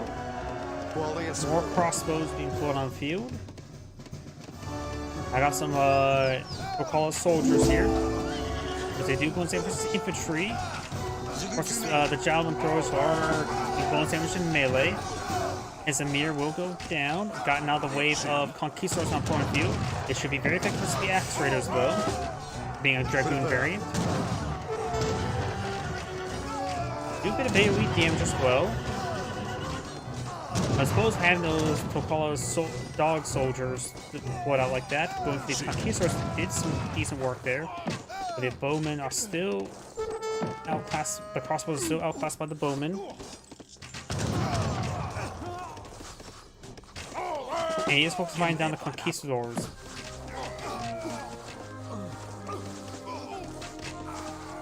Let's get some more crossbows deployed on the field.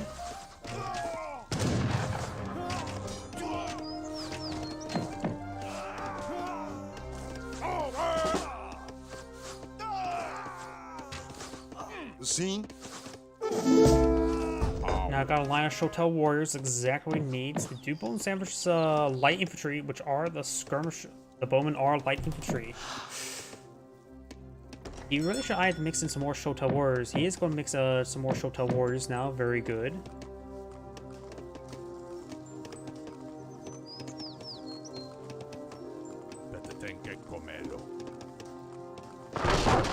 Their siege damage is also pathetically low. He could try getting out some Eva zones here. Skirmishers with high hit points. Those opponents not pulling out any heavy infantry. So maybe not. So these club wars in the field, are they classified as shock or are they classified as heavy? They are classified as heavy.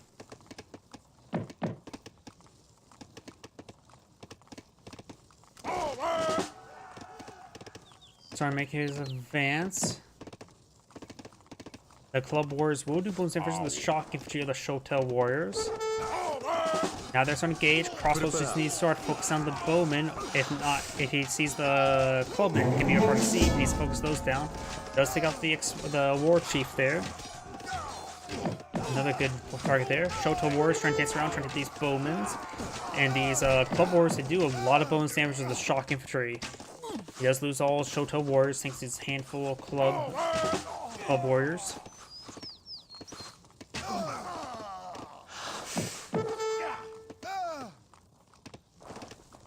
Qual é a sua ordem? He's got both those units there. Does get a volley there. Of course, castle damage still not great. Going for a wave of hand cannoneers, which they will still receive bonus damage from these bowmen. I don't think those cannoneers are good items at this moment in time, though they are. You have the damage absorption effect.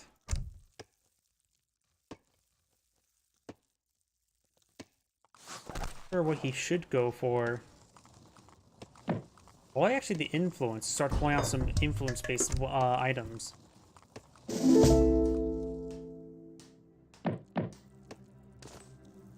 More cows being employed on out.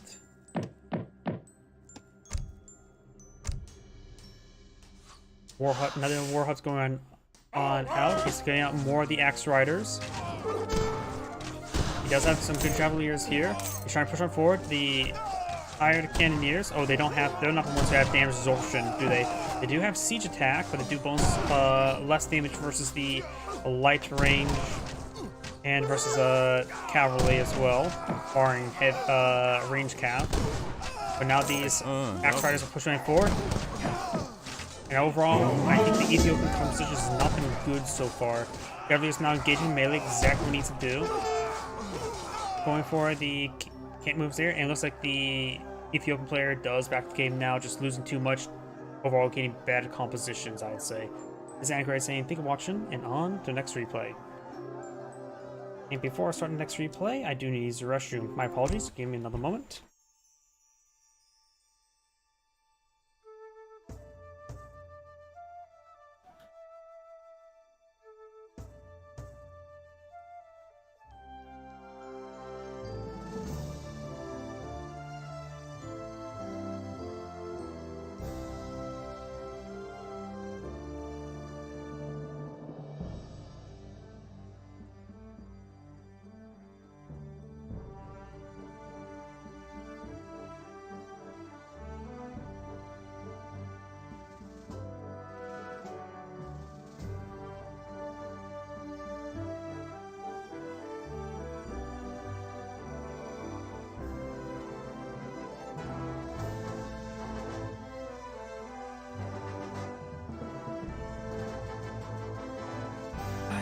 Sorry about that.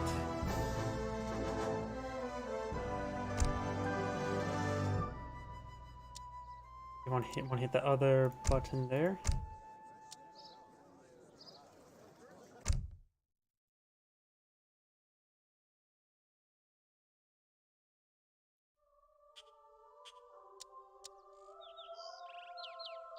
Greetings everyone, and Great here with another Age of Empires 3 replay. Spawn on the right side as the blue Maltese, we have Violet. Spawn on the left side as the red coats, we have Tio Carrerio. Probably butchered that name. Either way, let's take a look and see what natives on the map. We got the House of Fanar, which are Greeks, giving you access to the Everzone as well as the Boyar. And if you get it nice and early, you can start getting some charges on the Greek Revolution to get out some Sacred Band. And that's it, all the natives. This map has a lot of trade posts and a lot of local water buffaloes to obtain. They're just happy grazing around. Befriend them. They want friends, right?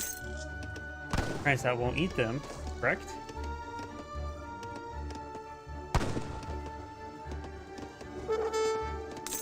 Commandment? Yes?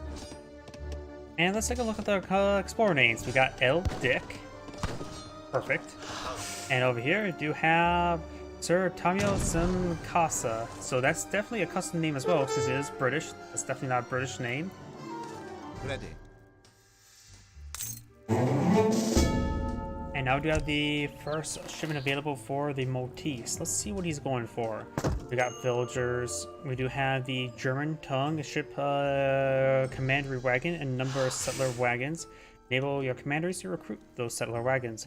Bailiff improves your Grand Master in combat, enables him to boost nearby building construction speed and give him a powerful Carpine companion. Is that a dog? Carpine companion. I'm not sure what the Carpine companion is. Plus 50 damage and health. Enables construction build aura and delivers one lamb of the creator. Heroic sheep scout.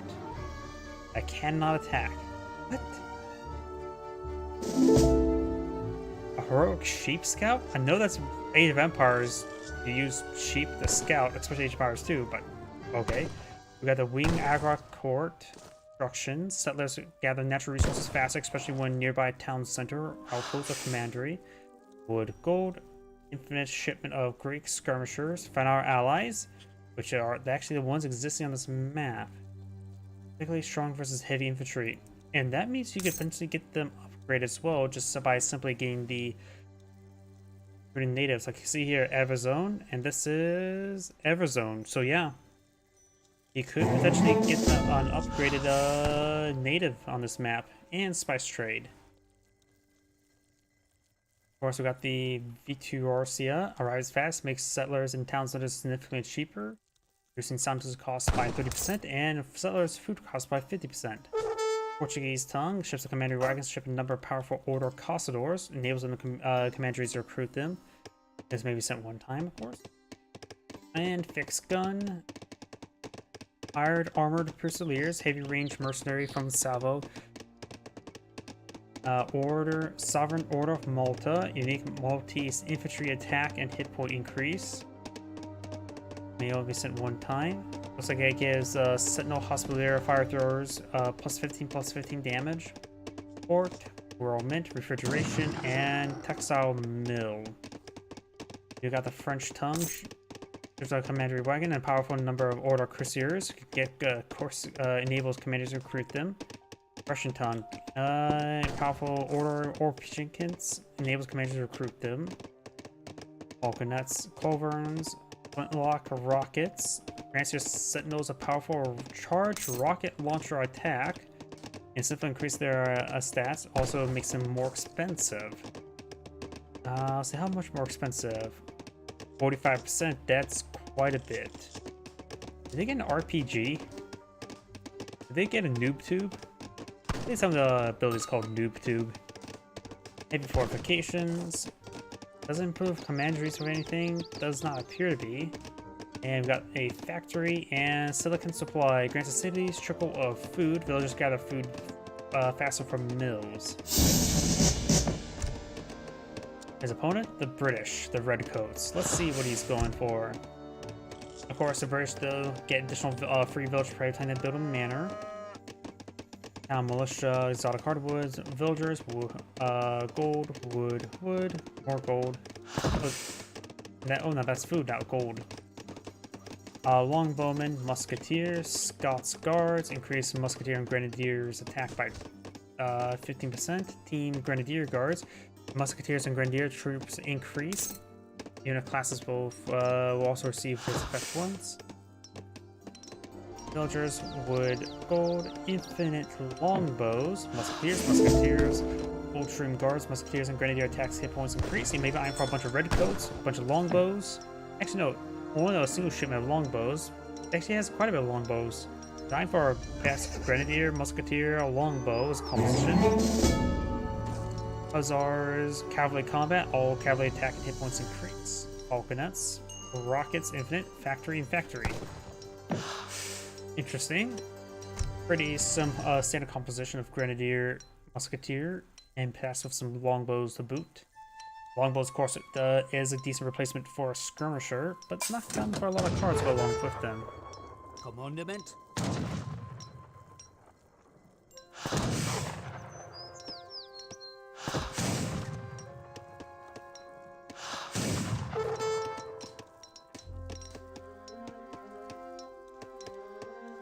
Commandment.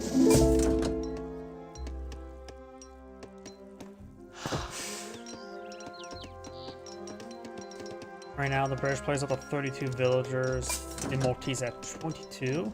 Thanks to all those manors have been building out, he's getting a good number of villagers. He has 120 population. One has 30. He has villagers queued up, getting settler wagons as well. Let's see, is there any settler wagons they click on? He does. That he's getting 5 out of 6 at the moment. So we can forward one more. It does cost 100. Yes.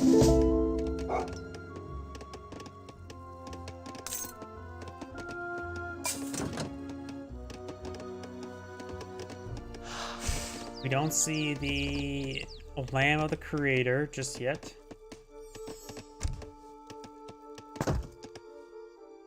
We have some Hussars now being deployed on a field.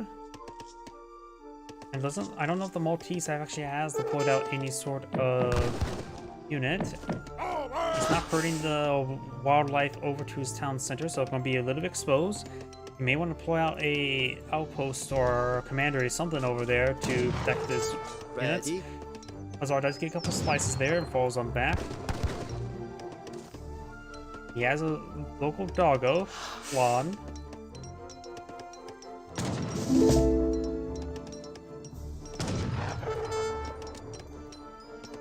And the British do have a... No, the Maltese do have a trade post. Getting a bit of EXP. And he's going for his Fortress Age now. Gain the Bishop. He can move diagonally a bit more efficiently. These villagers need to fall back to town center. Hussars now engaging. Get a bit of damage there.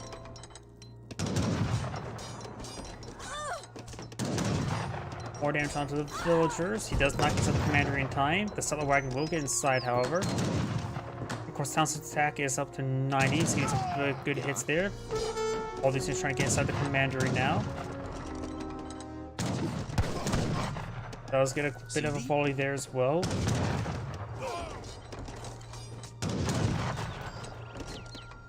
And he may take out one more villager. It does take out another village there. The commander only has 30 attack, which is the same attack as Outpost. Doesn't get increased damage like the town center. And so these Hussars are starting to go down there. That one gets picked off. This one could get picked off. Nope, does not. Need a little bit more damage there.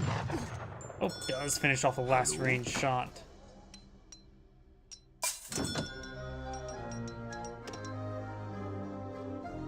Got some more Hussars now advancing forward. He may want to get out a field hospital and get out some spearmen. Or at least something to engage these raids.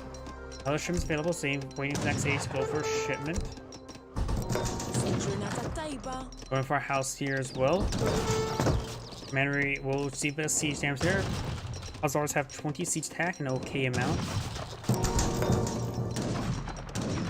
And he seems to get inside of something. Got militia not being pulled on field. Does go for a covered wagon for his age up. And he's going to try to take it out. Does not take it out in time. But does take a couple torches there. Takes out that town center immediately. And it's what happens if you don't deploy out the defense force. You just get raided.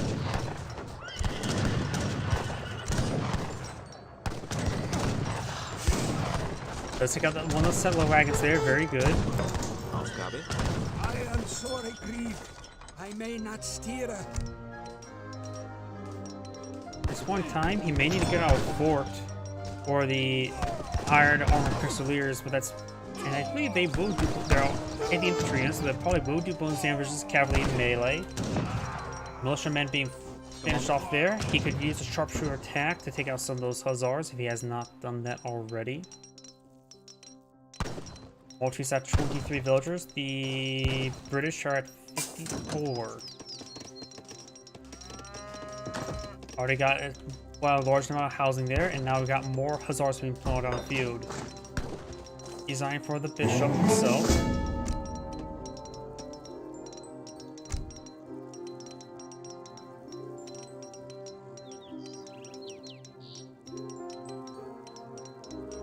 Saving his shipment probably for the next age. Maybe for the Hussars, maybe for the Falconets, or maybe even just times 8 villagers.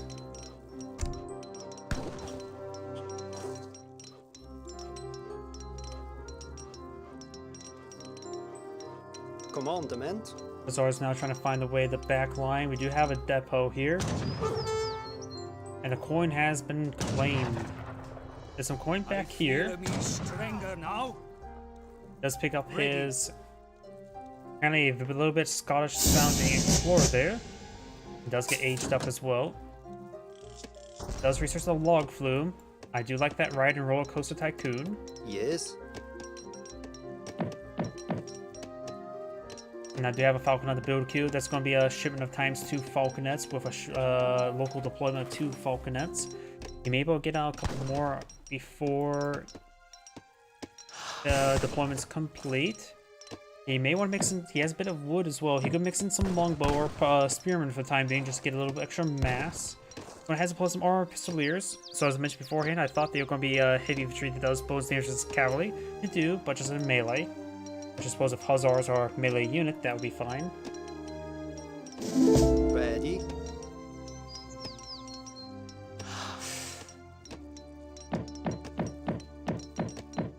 We got some musketeers being employed on the field.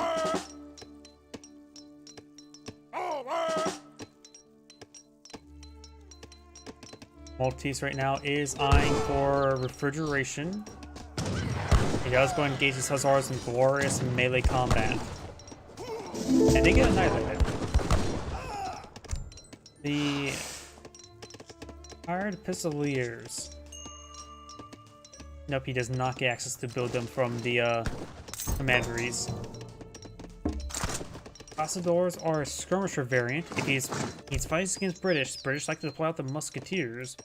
So that could be very good. He does not know about the, what, 7 falconets here? Ready. Yep, 7 falconets and a bunch of musketeers. Going for the veteran musketeers.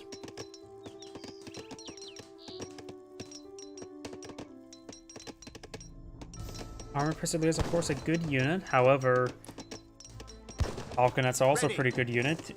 They do ×3 damage versus infantry, and so their damage is 300 damage per shot. Armored Pistoliers have 560 health, so 2 falconet shots and 1 goes down. And there's 7 of them. Ready. Yeah. Nothing he's going to pull out at the moment will resist that much fire. He needs to get out his own Hussars. He does have a field hospital here. For an artillery foundry, which is useful. He needs some culverins out, that's definitely for sure. He may not be aware of all the falconets. He's eyeing for the next age as well, the logistics kin.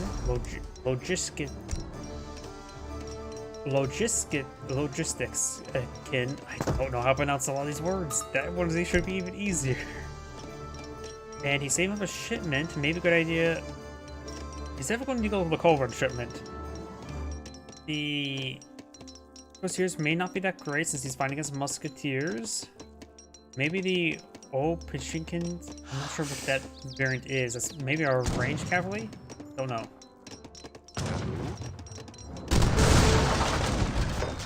Commandery will go down shortly. Does go down very quickly. House goes down as well.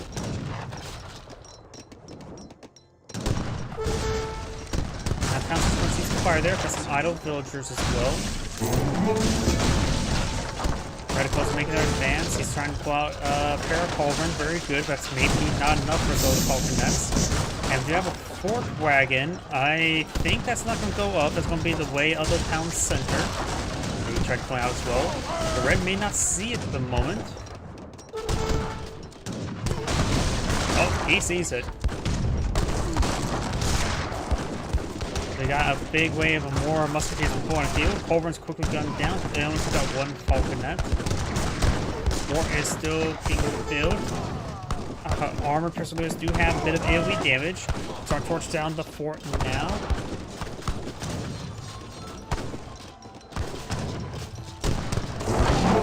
And the fort does go down. Villagers firing away as well. There's a big line of Falconets. Exactly needs to get it back in the game. That's some good hits there. The depot does explode soon. Looks like one of the musketeers went down to that. Yes. More musketeers being put up by the British.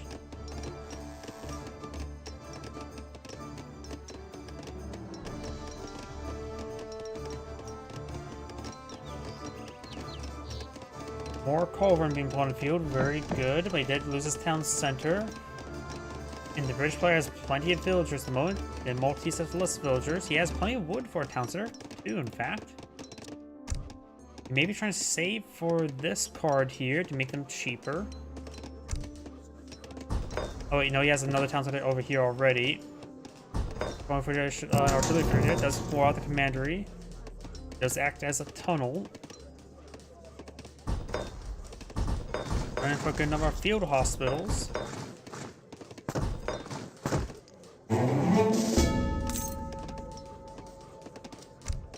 And now we do have the Portuguese tongue, which gives them Castadors, a skirmisher, which will be useful for the musketeers, but there's just too many Falconets.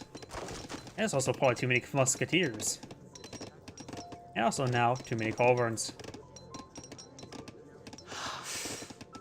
Yes? If once the British player starts advancing for this region, he needs to abandon to the commandery. There's no way he's going to defend himself with literally nothing here to fight other than the commandery and the explorer. First time he sees this, he needs to get inside and run away.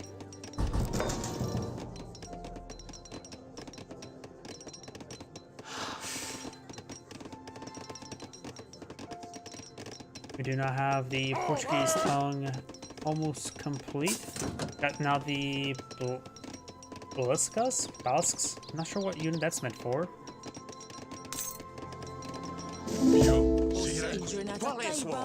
Order Caçador is now put on the field. He does get himself another commandery here. And he does go ahead and abandon the region. Very good. Maltese does have a bit of population housing to work with, but this is where his housing is, so he's going to be a pop cap relatively soon. You may want to get a handful of villagers start building up those houses immediately. British, however, are going for some war upgrades there. Does find some British villagers here. And we'll go and take out the village. Best way you can deal with villagers. Cannon. And the Maltese, oh no, the British player can advance the next age himself. Probably should. Does that pop cap as well? He gets out some redcoats.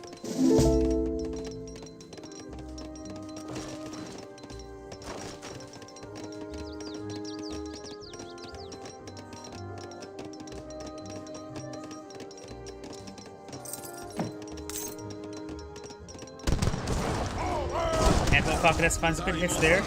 Oh, that's the upgrade to the culverins.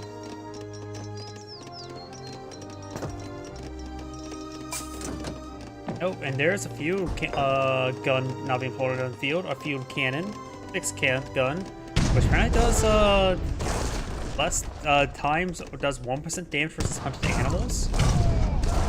Guess he didn't want to explode all the huntable animals from long range, I guess. One of the Falconets have gone down. Culverins firing away, trying to fire against these culverins. There's another culverin there. Fixed gun finds a good shot there on the musketeers. Fixed gun is classified as artillery, as well as building a frontier fortification.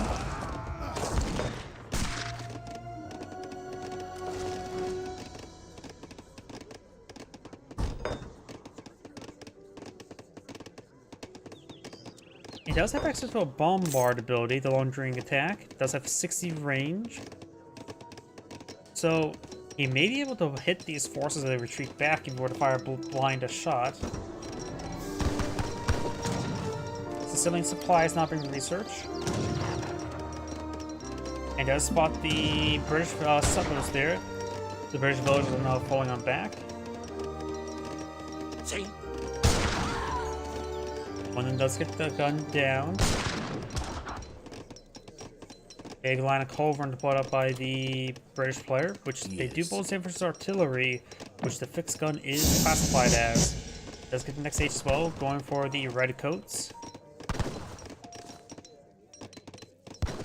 Got some crossbows here, veteran crossbows, which they will do bonus damage versus heavy infantry, but not that great though.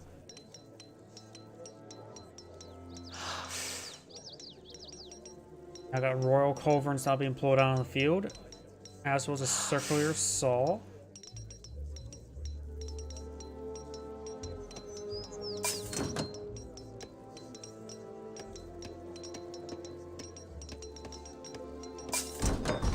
Got a couple British barracks over here.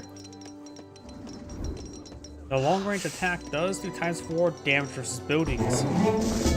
So could do put a big chunk of damage onto it, and should be able to, the splash damage is 1, so it's not large. So if you were targeting between the two buildings, could get some good damage onto them.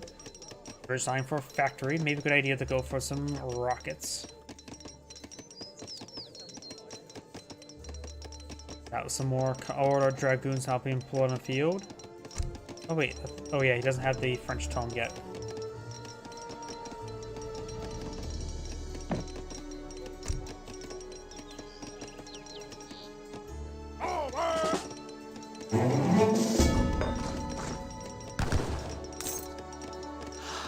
More crossbows being deployed out on the field.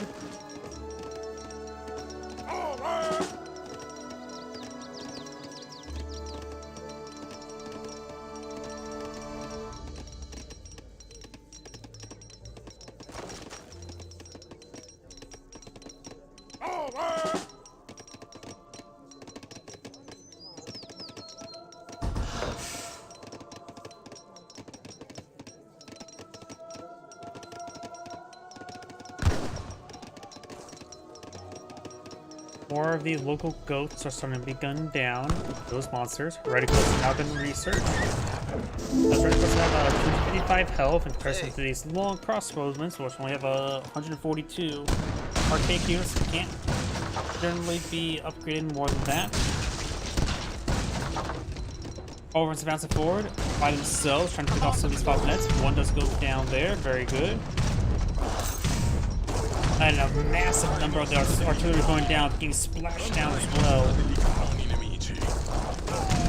And all the siege goes down from there for the Maltese. That always won the game. Now there's nothing against the falconets or the field guns.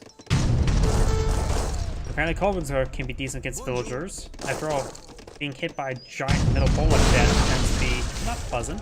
CD? Some going down, but the crossbows advancing forward. Fix gun does get a good hit there.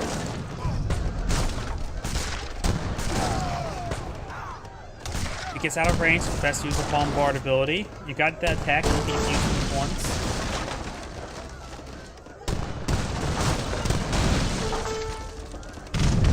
And the culverins do get a good volley on the fixed gun. Fixed gun's about to go down. Fixed gun goes down. Got another round of ballistas. One kill. Has some order dragoons, which are anti-heavy cap. I was pointing not to put on heavy capture, but hit artillery, but they do okay, since they also have resisted a lot of range attack. The ×2 versus artillery just makes the sword help overcome some of the range attack damage. There goes his culverins. And looks like the Maltese is back in the game now. This is Andrew saying, thank you for watching, and on to the next replay. And that's probably my last replay tonight, so everyone, thank you for watching, have a good evening, and get some good rest.